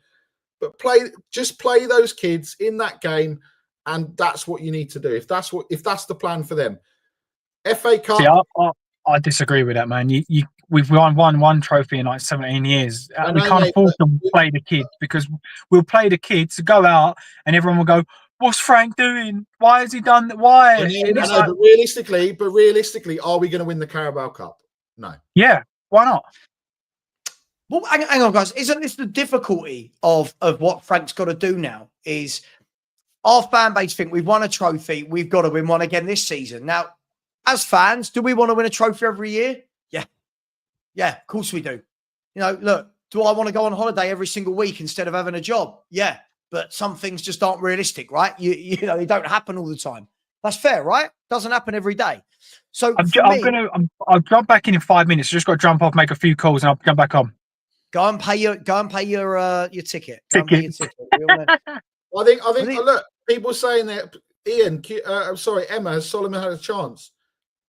He probably hasn't had a chance, but we've got Son, Mikey Moore, Johnson, if he's going to invert on that side, Tell, Odebear. I mean, what are we doing here? We want to give him another chance. This is we can't. We're not in the stages. This is what we do as a football club. Oh, let's give him a chance. No, if we mean business, they're either good enough. If he was good, if Solomon was good enough, he wouldn't have gone out on loan to Leeds. It's as simple as that. Regardless of who the manager is, the plan, everything else, they're not good enough. And that's not, Emma, that's not you. I'm just saying, I think Solomon is far too good a player for the Championship, but he's not good enough for the Premier League. Agreed. And by the way, Marios and Buemo, people have got to stop talking about players that don't want to join Spurs. This is, again, I always try and say this is the difference between fans and professionals. We go, and Buemo's made it very clear he only wants to join Man United. Everybody reputable has said this. He wants to join Man United, right? He's not joining Tottenham, right? Bakayoko for me is not better than Kudus. I like Bakayoko. I take him. I don't think he's better. And Alanga has had one good year. If you want to knock Kudus because he's had one bad year, aren't you doing the opposite and you're just praising Alanga for one good year? Because for years before that, Alanga did nothing. Now, Matoma, I'd love to sign a Matoma. Now, what they'd asked for him, I've heard that Bayern Munich want him as well. We'll see. But guys, we've got to stop doing this, right? Reezy, again, you don't understand how transfers work. We would only put in a transfer bid for Eze if the player has said he wants to join us. If the player, and I don't know this, but if the player has said, I want to go Arsenal, not here, Spurs won't put in a bid. I just really think people have got to start understanding how transfers work. You don't put in a bid to the club if you have not agreed with the player that he's happy to join. Then you can start doing the contract talks and the wages talk with the player. You can't just put... Spurs could go in right now. Let's use a player, for example. Spurs could go in right now to Liverpool, right? And go, here's a £70 million bid for Luis Diaz. Brilliant. Liverpool go, cool. Yeah, 70 million. We then go to Luis Diaz people and go, hey, we want to buy. Why didn't you ask us before you put the bid into Liverpool? Why? Like, he got no interest in joining Tottenham Hotspur. So I think people need to understand you don't just chuck in a bid and hope that it gets accepted. You speak to the player. And using the Luis Diaz example, Nick, Luis Diaz they've just rejected a bid from Bayern Munich. Bayern Munich would have agreed with Diaz that he would come to Bayern Munich if the deal is accepted, right? So Diaz is on board. Liverpool are not. Please, I go through this every day, people. Please learn how transfers work. This whole just put in a bid and see what happens is not how football transfers work. Please stop. And Jasper, thank you. The difference is people, not you. I get what you're saying. People who keep going at Eze over Kudus, you do realize they don't play in the same position. You do realize that Kudus is a right-sided winger. Eze is a number 10. Right? You do realize these aren't the same. Oh, sorry, Nick. It frustrates me. It frustrates me when I hear these things where people just, it's crazy. Matoma, they'll probably ask for a lot. I heard that they were willing to let him go to Bayern Munich for 50 million. I don't know if that's true, but I think we've just got to stop saying all this. We've got to just put in a bid. Just put in a bid. It's not how it works. Here we go. We're delighted to announce the signing of Women International Toko. Oh, so our women team has signed a Japan International Toko Koga from Feyenoord. There you go. So our women team has signed a Japanese international. Lapis82 saying reports saying Kudus wants to join Liverpool and willing to accept lower salary. Levy's ambition. I'm not sure what that's got to do with Levy's ambition. Well, they want him. He's on their radar. When you're saying they don't need him, he's on their radar. Whether or not they've got the room for him. Fix NBA 2K21 has said, Savva, I agree with you. In my opinion, if we didn't win the Europa League, we wouldn't have even had the chance to sign Kudus. Exactly. Would have aimed a lot lower. Exactly. Our fans are unrealistic and ungrateful. Exactly. Yeah. Matty K saying, James Farrell, why has Solomon shown you that he can't compete at the top level? Brilliant at Shakhtar, great at Fulham. He wasn't great at Fulham. He wasn't great at Fulham. Didn't play at Spurs due to political reasons and injuries. Amazing at Leeds. Matty, he's shown nothing to me either. Again, Matty, you can't have a go at Daniel Levy and then want people like Manor Solomon in the team. You can't. All you do is have a go at Levy. Let's say we start the season with Manor Solomon as our left winger and it doesn't work. You'll be the first one going, oh, Levy's tight. Levy's ruined my club. Can't have it both ways. I've no idea why fans suddenly want Manor Solomon in this team. I genuinely don't know what has happened. Cool. Don't ask for better footballers then. Don't ask for better footballers if that's what you want. If that's what you want, don't ask. Big up to Rick Kane. Thank you very much. Said at this rate, Spurs fans will need Xanax to cope.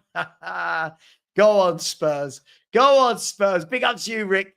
Listen, everyone needs a bit of Xanax in their life. Big up to you. Don't. That was a joke, by the way, everyone. Do not. Big up to you. Dean Law, just putting in a super sticker. Very generous, my man. Really appreciate you for that. Thank you very much. As James Livingston with a super sticker. Really, really appreciate that. Thank you very much. That is very, very generous. Video complete Sofian said Hulman, Eze and Bakayoko with top 4. Hulman, love. Eze, love. Bakayoko, I like him. We'll see. We'll see. I don't know if he gets you top 4, but top 4, if we're talking about top 4, we're talking about going toe-to-toe with Chelsea. That's what we're talking about.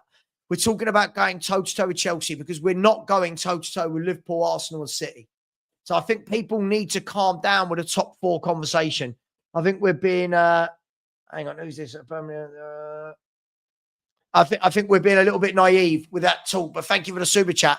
Facts Only has said Solomon 6 GA in 8 games before injury. Sure, but do you watch Solomon and think that's what Tottenham need? I mean, I don't, right? Like I don't. I think he had decent numbers in the Championship, but surely we do better than Manor Solomon, don't we? Surely. Surely. Exactly, Bill. Exactly. This is where oh,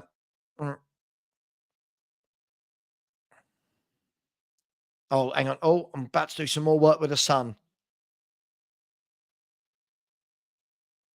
Wicked. They just called me back. I'm filming with the sun next week. Wicked. Wicked, wicked, wicked. Who's messaging me now saying it certainly is. At the time of the incident, you leave me on the spot. I just typed it 12 down the chat. It didn't come up on your screen. It was skipped. Hang on.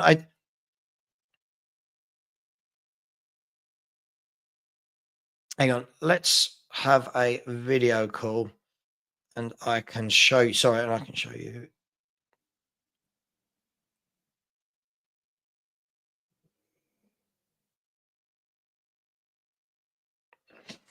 Anyway.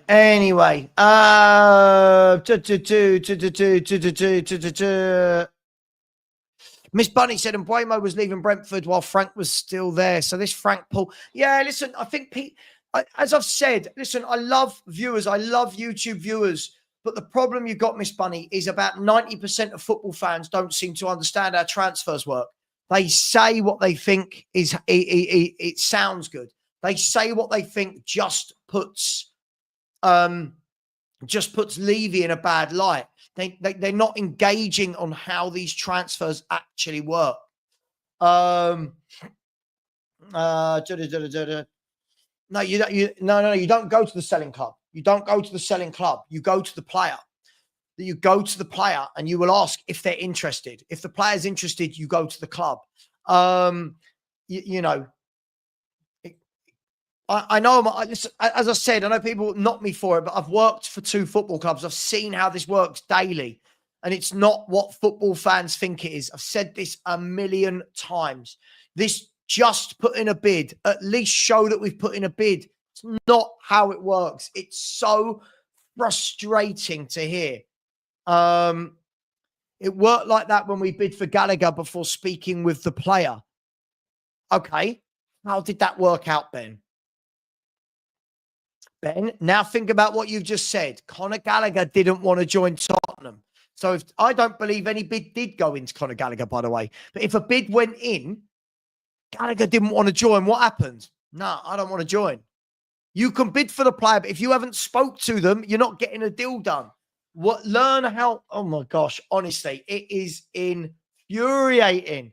It is infuriating how many people don't understand the basics of football transfers. Like this isn't even high level stuff.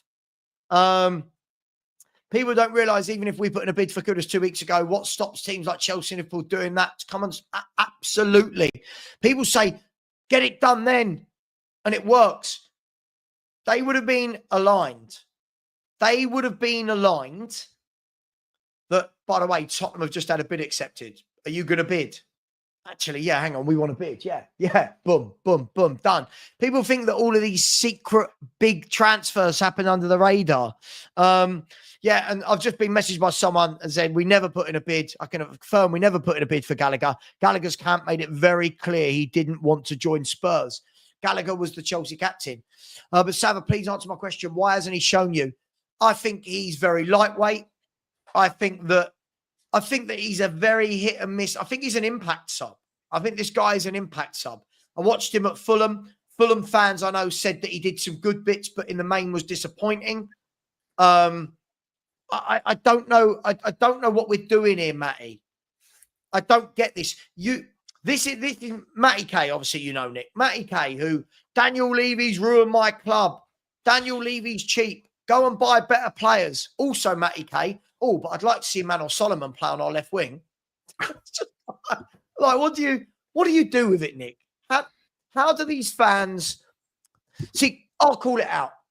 People like Matty don't actually have a football opinion because they want everything. They want the Solomons to play. They want the Donnellys and the Moores to get game time at the same time. They want better players brought in. Which one is it? Do you want the squad players like Solomon to play? Do you want the youth like Moore and Donnelly to play? Or do you want Spurs to buy better players and compete? Which one is it, Nick? You can't have all three. Yeah, you can't have all three, and that's the thing, right? And unfortunately, as much as we want all of it, we can't. You know, I wanted up until today Tottenham Hotspur to give me my money back that they've held in the account. I've managed to only just get it, and I've still got to wait until the 20th of July to get the £70 back that I sold one of my tickets for in February last season. So you know, the club are doing some very good things in terms of keeping hold of it, but they, you know, look. Matty, you're being an idiot. Sorry, look, Matty, stop it. Matty, stop it now, mate. This is ridiculous. I will listen. I like you, Matty, but I will stop bringing up your comments per se if you keep saying stupid shit like this.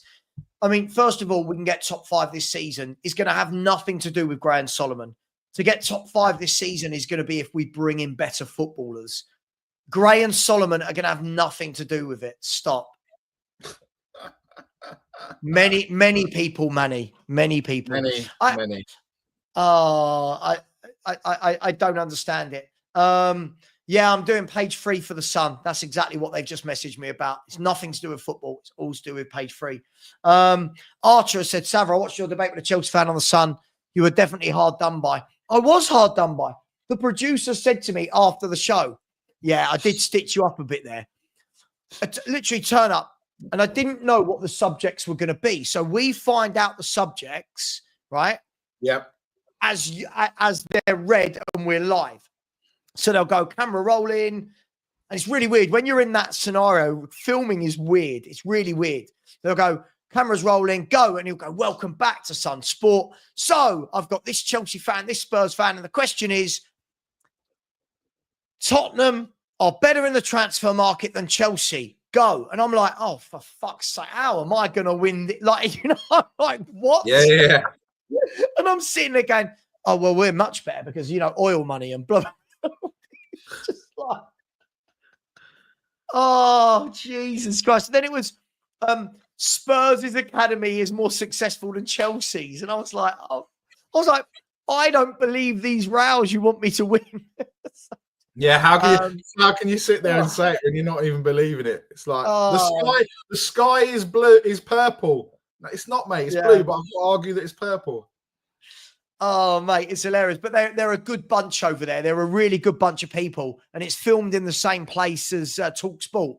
So you see all the Cundys and the O'Haras and the Goldsteins all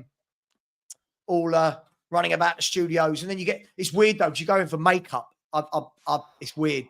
There's somebody sitting there just sort of like painting your face. It's all not painting, but you know what I mean? Lots of powder. But yeah, listen, I think we've got to, you know, I think we've got to work out what we want. Yeah. And I'm all, sorry, Matty K said, why am I only talking about Fulham? Talk about when he was such a brilliant player at Leeds. Sure, but Leeds in the Championship. Leeds are going to get relegated. Leeds are going to get relegated. Leeds are probably going to get relegated. He hasn't shown anything to prove he isn't and can't compete at the top level. I mean, he couldn't keep a first team place at Fulham, but you want him to be our main starter on the left wing. Is that what we're saying? Yes, that's what we're saying. Hang on. 1 second. Sorry, 1 second. Oh, bloody son. Hang on. What's his name, Jack? Thanks. It's James, isn't it? Yeah. Oh, and Nick has gone. Sorry, bear with me 1 second. 1 second, everyone.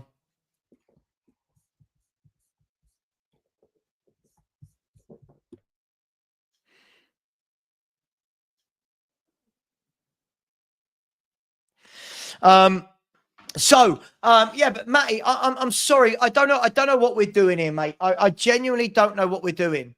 I'm not debating you. Listen, I'm not doing this thing where you feel insecure like you always do. I'm debating your point. Your point is silly. You want a player to play for Tottenham for a reason I don't know. What has he shown that he should play for Tottenham Hotspur? Yeah. Why on earth are we doing this? Feel free to come on. Feel free to come on. Great, and I know this is why these people have no credibility. Well, the thing is, I know Matty K, Hans. I know Matty K personally. Matt said, why are Arsenal swooping in on Eze when he was our target first? I don't think you understand our football. Again, unfortunately, everyone, here's Matt, who is a troll, who doesn't understand how football transfers work. They're not swooping in on our target first.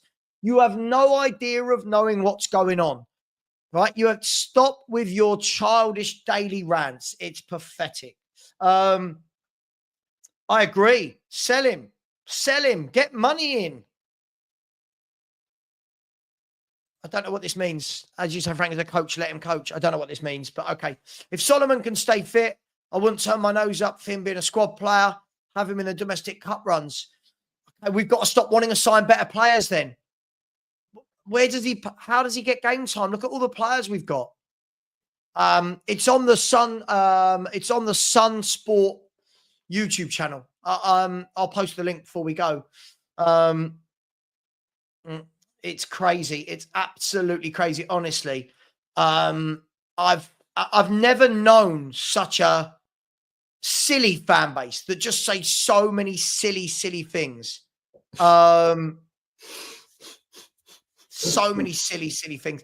Nick, look, it's not my birthday, by the way. So Danny Kiriakou, absolutely. Oh yeah, Danny, stop that. Stop that. Yeah, let's not do that trolling over here.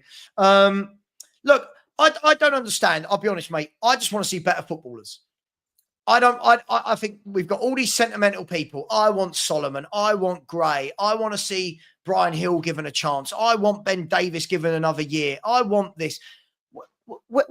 But why do we then put the pressure on Levy, Nick? If fans are like that, why do they then have a go at Levy? I don't get it. I think for me, we need to look. I think we've got to sell some players anyway, and then get some in to meet all of the different criterias of what's going on anyway, right? So, yeah, we can't look in terms of no, I wouldn't have Badder. I wouldn't have renewed my season ticket if Levy had asked me personally.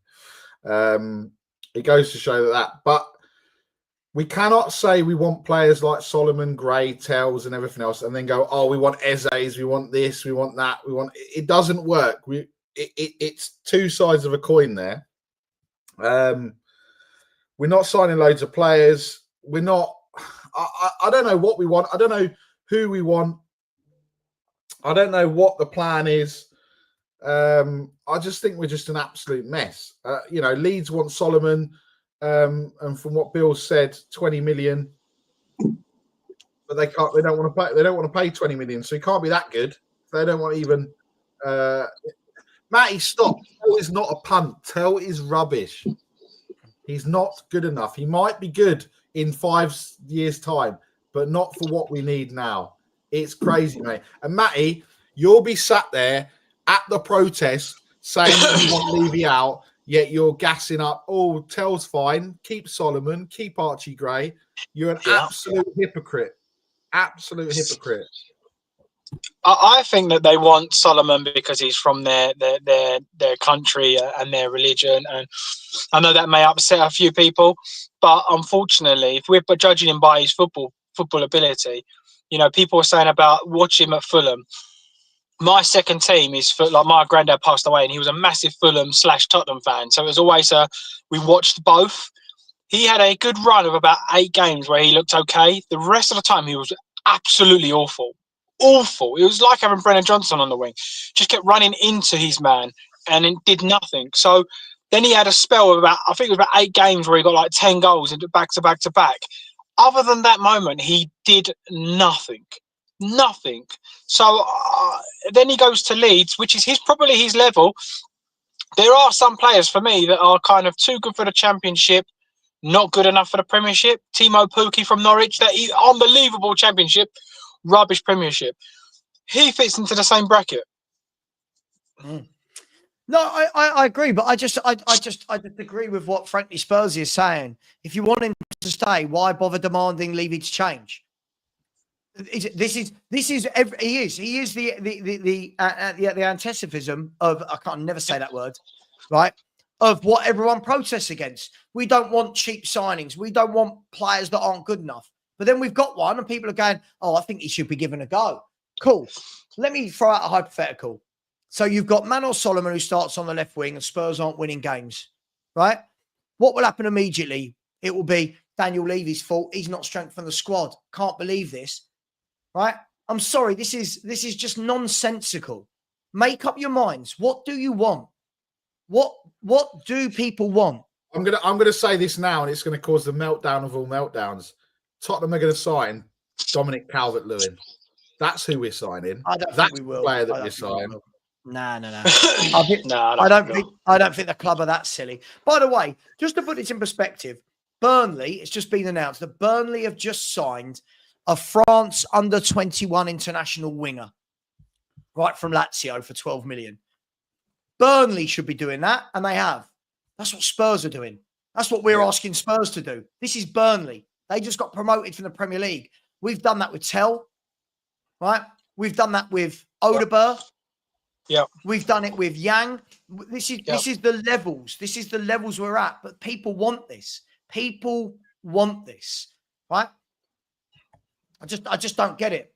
But then the other thing as well, James, people like Solomon being sold is where you get your money from to buy new players. Yeah. Yeah. So they want to keep everyone, plus buy loads more.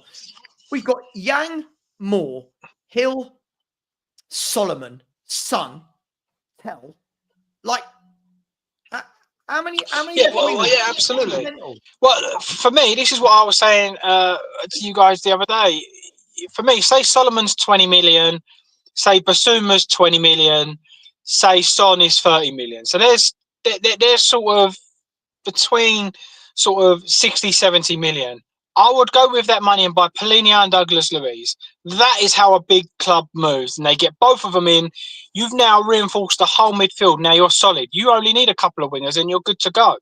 So people holding on to these players, again, like, it's so frustrating when people like Matt say that, because they always say it in the comments. They never say it on screen. It's one of those, you keep players like that, and then you expect, oh no, leave it out. Well, no, you've been given what you've been asking for. So thanks for giving me what I asked for, but still complain anyway. It's like me asking the wife, right, I'll have steak tonight, babe. Is that all right? She brings home a steak. I go, what's this? I don't want this. It's like, what do you mean? We spoke about earlier. That's what you wanted. Go, nah, you're out of here. It's like, it don't make sense. You're getting what you want, and you're still complaining. Yeah. That's just what I'm saying. You either act like a big club, you either act like a youth project, or you keep the players you've got and you stay where you are. I think we've got to remember as well on this side of things, whether we wanted him or not, we have signed Tell for 35, 40 million. Do we truly believe that the club are now going to put Solomon in front of Matisse Tell as a wide man, a bloke that we got on a free that was on loan at the Championship last year? He's going to start playing in front of Tell. Now, by the way, I don't want Tell to be my first choice. I think Tell should be the backup. For me, I think Tell should be the backup winger. But I just don't understand. You know, Levy out, give us our club back. I want Manor Solomon to play. Well, why? You want Manor Solomon. He's great. This player's great. This player's great. But it's just utter crazy. Yeah. I mean, sure, Emma, but Emma, we've seen what you like. You love Brennan Johnson. So what we're going to do, we're going to have Brennan Johnson in the squad, Solomon in the squad. You know, next people are going to be telling me that Dane Scarlett should be up front. Like, I don't get it. Like, you lot come in here and moan every day about Levy, and now we're just championing people like Solomon and Johnson. And I'm not going to lie. I would quite like to see Solomon, Dane Scarlett, and Johnson. I think that'd be a crack. I think that'd be a really good watch, especially if you're playing a decent team. I'd quite like to watch that. I agree with him. Yeah. Here's the question I'll ask you.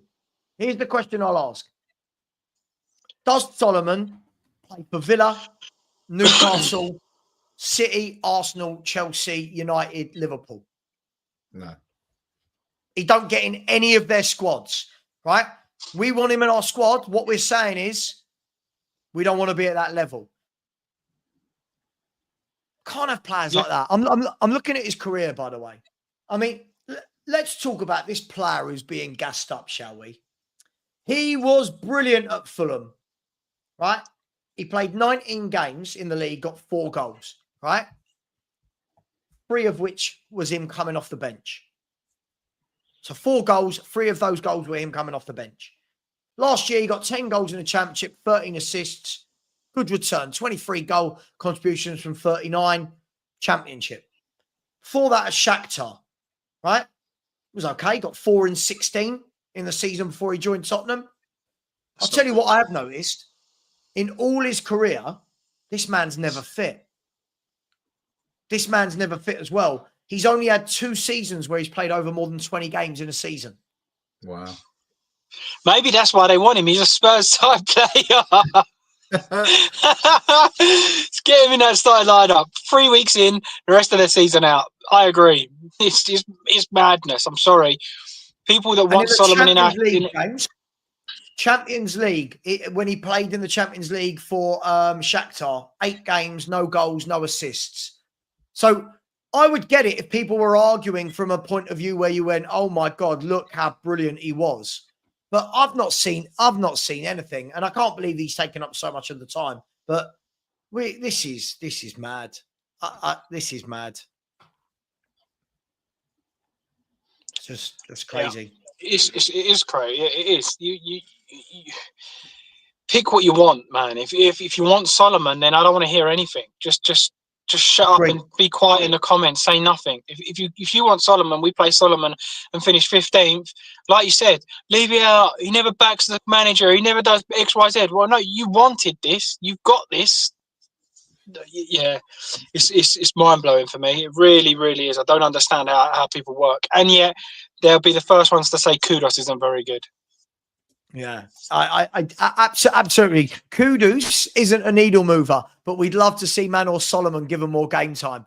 You know, let's make it make sense. I mean, it is a little bit concerning, lads, that other than Kudus, there isn't any other links. And when I mean links, I don't mean that some journalist from Bulgaria has said that Tottenham are looking. I mean, there isn't any other Spurs are negotiating with a player or Spurs are going to bid. There's nothing, is there? It's literally Kudus. No Semenyo bid came, no Eze bid came, no Mbuema.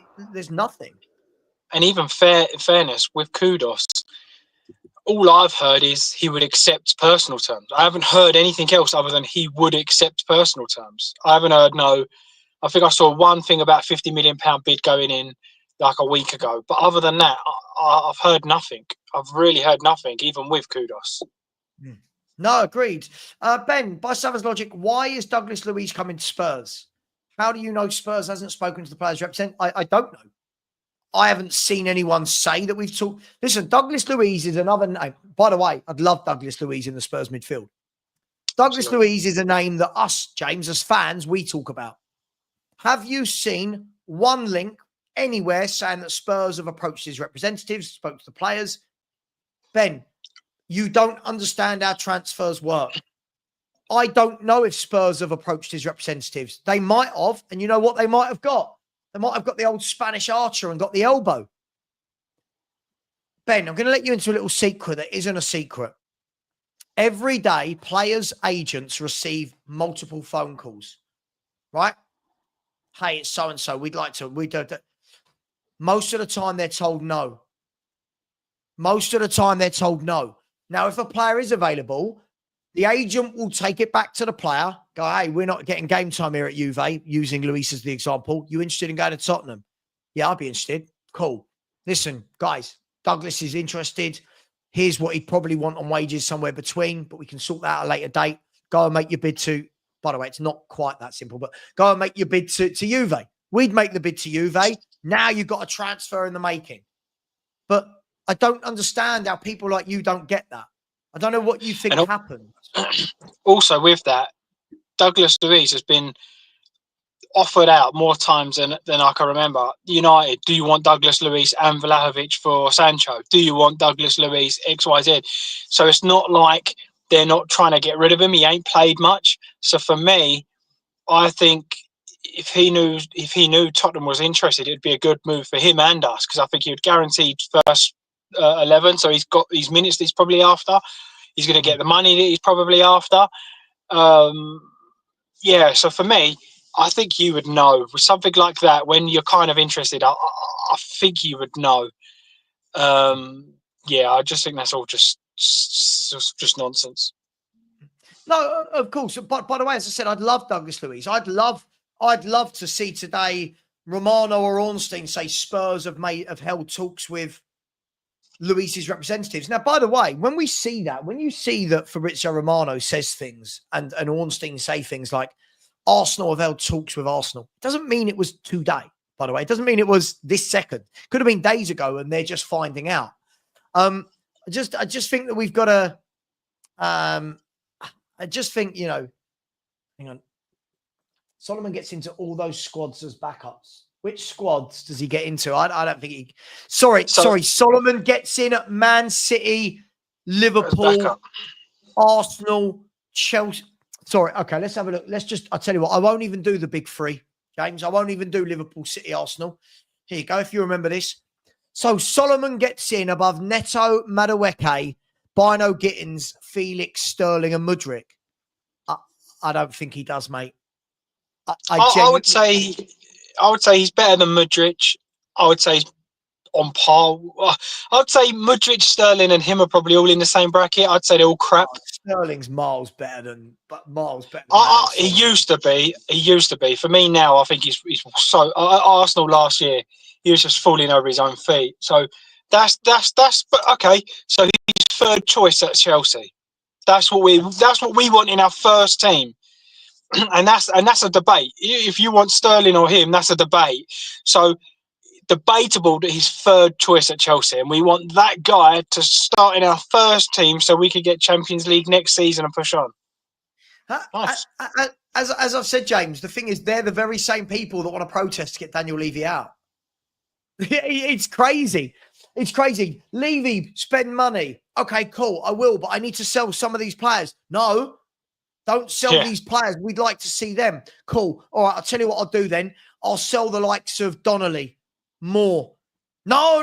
Don't sell them. We want to see them play as well. Brilliant. Okay, so we're going to have Jamie Donnelly, Mikey Moore, Solomon, Tell, Eze, Madison, Kudus. They're all going to play. They're all playing, James. It's utterly crazy how people don't put the dots together. Connect the dots.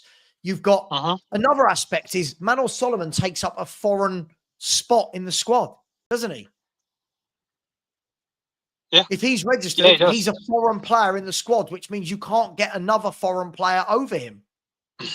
It's mad. We're talking about an injury-riddled championship player that no managers have fancied, that couldn't get into the Fulham team week in, week out, couldn't get in the Spurs team. But we're saying let him crazy. But I I just want more for my club, to be honest. I really do just want more for my club.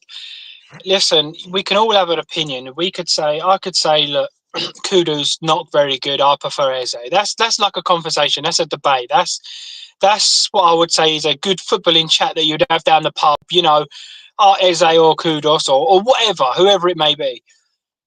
But when somebody comes up to me and says Solomon should be given a chance over an Eze, a Kudus, Simmons, or Adiemi, or whoever, at what point do I listen to you or just call you a twat and walk away because you're just talking nonsense? Well, that's not a footballing debate. I don't entertain idiotics. That's idiotic. Solomon over any of those. I'm sorry. If that's your sort of type of player, fair play, then go and watch Leeds in a championship. Matty, yes. Last season isn't his entire career, is it, Matty? I don't think you've listened to what I said. Yes, last season he's managed to play a lot for Leeds in the championship. Before that, there you go. Let's show you. Let's show you because you don't listen to a single word that's being said. Right? Here we go. So the 5 seasons before, right?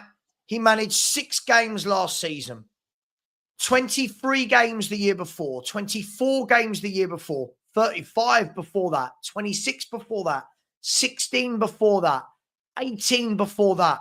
The guy is injury prone. The facts don't lie, Matty. Stop this. Stop this. Stop this. Mahfoud said, I'd take Luis, but we ain't going to get him. I think he'll be on high wages probably. Let's have a look. Let's see what wages he is on. Let's see if no one can afford him. Europe. Here we go. Europe. He plays for Italy, doesn't he?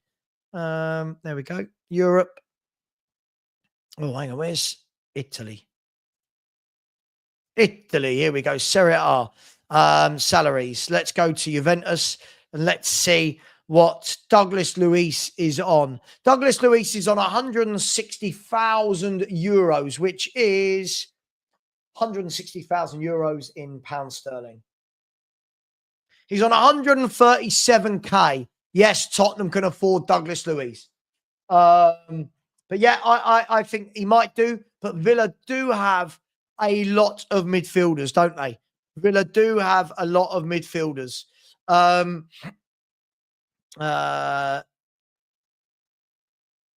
They do have a lot of midfielders. I mean, they've got Tielemans, McGinn, Kamara, Onana, Ramsey. Just don't know if he'd go there. I don't know if he'd walk straight back in. We'll see. Maybe he does walk in. Douglas Luiz on £137,000 a week, by the way. So it's gettable. Definitely gettable. Fits our wage budget that people like to knock Levy for. So another perfect signing. Listen, for me, it's so frustrating that people can have such a bad opinion on certain players and not others. Like I'm just flabbergasted with it, to be honest.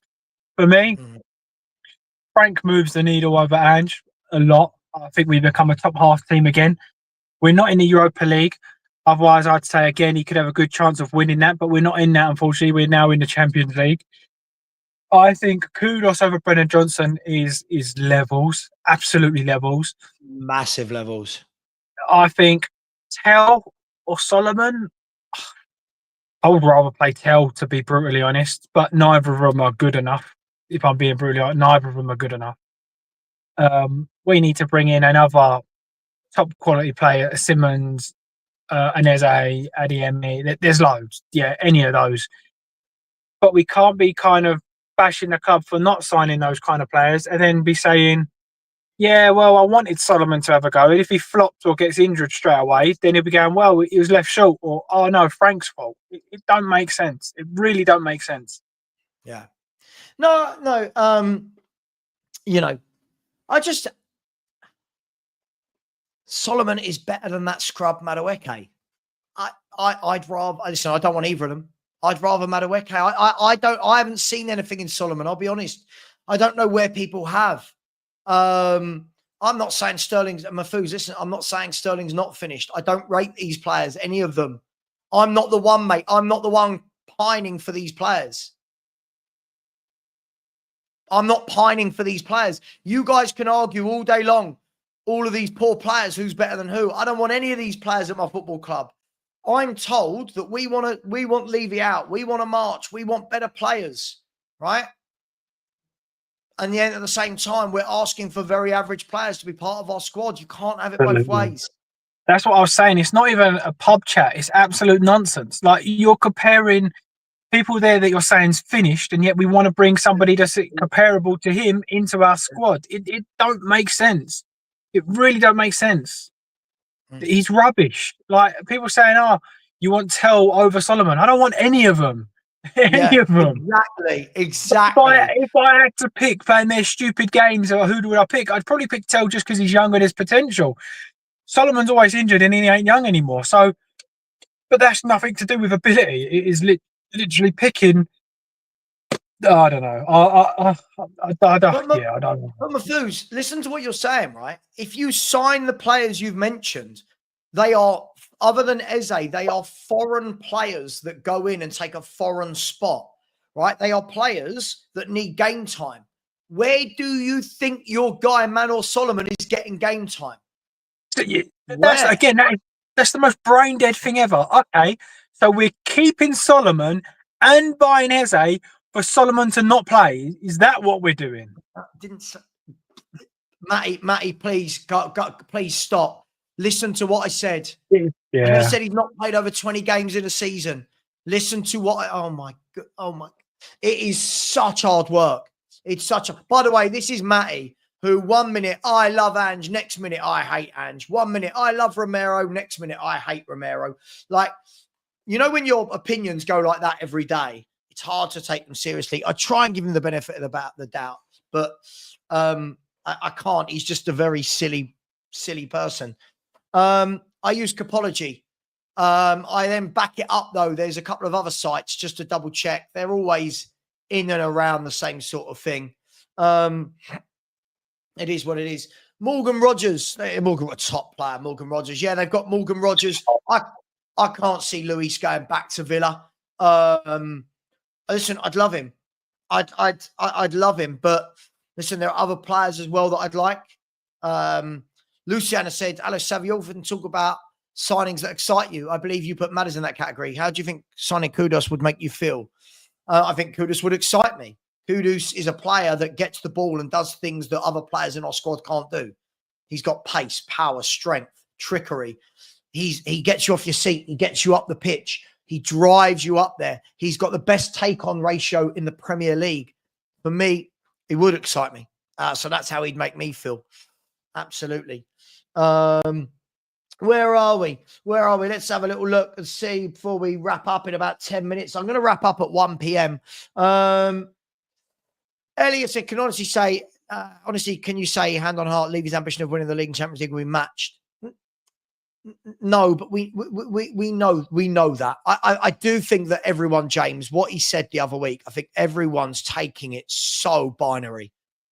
I think he wants to win it. I don't think he said we're going to. I think everyone's latched onto this soundbite and gone, go on then, win it. I think it's a bit mad. You know what I think he was doing? I think that I generally think that he's stepped away a little bit from the footballing side of things. I think that Vanessa is coming and doing that, and I don't think that's through his choice. So I think him standing there saying, now I'm not in charge of footballing abilities. I want to win the league and the Champions League. And he's putting pressure on the new guy that's come in to push for winning the league and the Champions League. So as a good, I could say good boss, as a boss, he's putting pressure on his employees to go for the top. And everyone would say that, regardless of what it is. You, in a working environment, that's what you'd always say. But I don't agree that he's ever going to match the ambition to winning the league. If he did, we would have Eze, Kudus all in already. Simeon's, all of those would be done. Yeah. No, I completely agree with you. I think everyone's, listen, here's what I'll say. Even if Daniel Levy wanted to win the league and said, here's 400, 500 million, I don't think people realise just how far behind these big clubs we are. I truly don't think they understand how powerful Man City, Liverpool and Arsenal squads are. I genuinely don't think they get it. We are miles off it. We are miles off it. Mahfouz, give it up. I'm not saying he's not. Mahfouz, stop it. You're annoying me now, mate. You never normally annoy me. I don't want Madueke. I don't know how clear I have to be. I don't want him. I don't want Solomon. I said I'd rather Madueke, but I'm not paying that for Madueke. All right, just give it. Stop. Liar. Stop. You said that he was one of the best players in the world and you would love him at Spurs. Stop lying. These people, honestly, watch them cry when we don't sign top players after they want to see Manor Solomon. Watch them cry, honestly. You guys are way too harsh on Tell. He's had 4 months in a dismantled team. He hasn't had a long run in the team. Yeah, but you do realise, AP, that I'd seen him play for years for Bayern Munich, and I didn't rate him there either. You do realise that players do play for other clubs before they come to Tottenham. For me, yeah. For me, I don't know. We're harsh on everyone. Let's give all of these people who have done nothing a go. If that's the case, stop wanting better then. Stop wanting better. Let's just sign Tells and Solomons and Grays. Let's stop signing better. It's crazy. Yeah. No, I agree. I do agree. I think it's a matter of, yeah, I'm not going to lie. I have seen moments of dribbling from Tell where I think, oh, that's quite good. The ability to cut in and shoot. But it's the actual getting the shot on target, making the successful cross, not being wasteful that he struggles with. And I'm just hoping more than anything else that Frank can actually work with him and get something out of him. Am I hopeful? Not really, but it is what it is. He's done now. But people saying keep Solomon is just yeah, whatever. Okay. It's absolutely barbaric to me. Yeah, I think it's crazy. Listen, big up to Paul Watkins, who has gifted a Football Heritage TV membership. Thank you very much, Paul. I really, really, really do appreciate you. You've been very generous lately. I'm not sure who that went to. Let me see if I can find out. I can find out. Can I? Where are we? That went to Christopher Warburton. So big up to you. Thank you, Paul, for gifting out that membership. Really do appreciate you, my man. And Dingo922 has come in and said 3 players to get us fighting. Ardan Jashari, he's going to Milan. Kudus, hopefully we get him. And Yao Polinia, I'd love it. Listen, Ardan Jashari, by the way, what a footballer that is. What a footballer that boy is. We'd have fans that probably still want to see Archie Gray and Papa Sarr in front of him. But big up, Dingo. Listen, I don't disagree with you. Jashari is in talks with Milan. Apparently only wants Milan. Kudus, we're in talks with. And then Paulinho, I haven't seen anything linking us with him, but we'll see. Where are we? And in the poll, before we go, ask the question. There's been 926 votes. As it stands right now, where will Spurs finish? 4% of 920 people think the top 4. I don't know what they're smoking. 4% think this current squad can finish top 4. 19%. It's crazy, isn't it? It's crazy. 19% think 5th to 6th. 62% think 7th to 10th. That's where I am at the moment. And then 11th or below is 15%. 11th or below is 15%. So that's where you have it. It is what it is. Matty, please stop. Please, mate, please stop. Please stop. No, he doesn't make Arsenal's bench over people like Trossard. No, he doesn't. He doesn't make Arsenal's bench over Trossard, Havertz. But let's debate if he fits on our bench or Arsenal's bench. What a stupid, pointless debate. Like, yeah, let's see if he could get on our bench. What a fantastic conversation that is. What a high expectation. Thriving for more. Yeah, let's see if he's good enough to get on our bench. Why don't we start looking about players that are going to get into the first team and what we can actually have control on, making us a better squad. It just, sympathy is absolutely nuts. Not just in football, in this day and life. You have to be a bit more cutthroat nowadays, man. It's too soft. I would sell all of those so-called... in my opinion, this is how a big club works, and this is just my opinion. If, for example, you're going to keep Son or Tell, I then go out and buy Eze and Son and Tell get on my bench. Solomon's not even in the squad. If I'm on the right-hand side, Johnson's our starting, I go and buy Kudus. Johnson becomes our backup. Kudus becomes our starter. Solomon's not even in the squad. So for me, your conversation's pointless, Matt. It's absolutely pointless. What I would say to Matt is, Matt, who would you pick for the bench then, or on the fringe? Someone like Solomon or Mikey Moore or Jamie Donnelly. Who are you picking? Because you're another one that fans all these young kids saying that they're generational. So you can't have both. You can't have Mikey Moore, Solomon, Son, Tell all on the bench for the left wing. Who are you picking? It's so stupid. Yeah, I just think it's crazy. Listen, let me look at Arsenal. I'll tell you what. Let's look at Arsenal's squad. Let's see how Solomon gets on their bench. What league are they in? They're in the Premier League, Arsenal. So if we look at Arsenal's Ain't they got that youngster that plays both sides? Who's that young lad? Yeah, let's pick Solomon. So yeah, Solomon gets on their bench apparently above Havertz, Waneri, Gabriel Jesus, Mikel Merino. I mean, what are we doing here? What? And by the way, they're trying to buy Rodrigo and Eze. And what are we doing here? Yeah.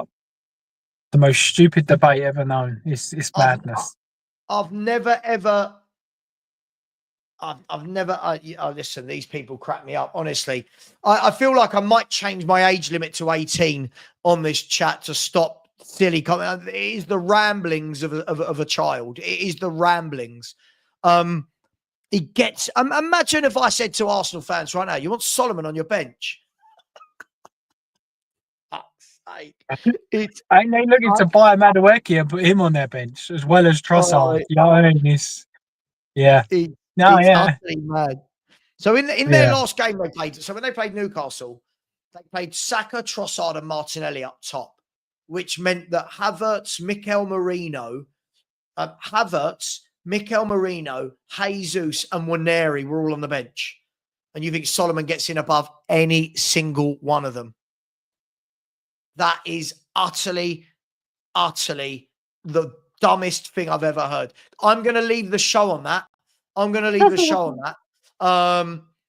These people are just crazy. Listen, big up to absolutely everyone in the chat. Thank you very much. Really enjoyed this morning's show. Sorry about I was a bit dizzy earlier. Take care, everyone. I'll be back later today for either a call-in show or a transfer show. We'll see which one it is. And James, thank you very much for joining. I really appreciate you. No worries. No problem at all. If I'm free, mate, I'm always around to help out if you ever need it.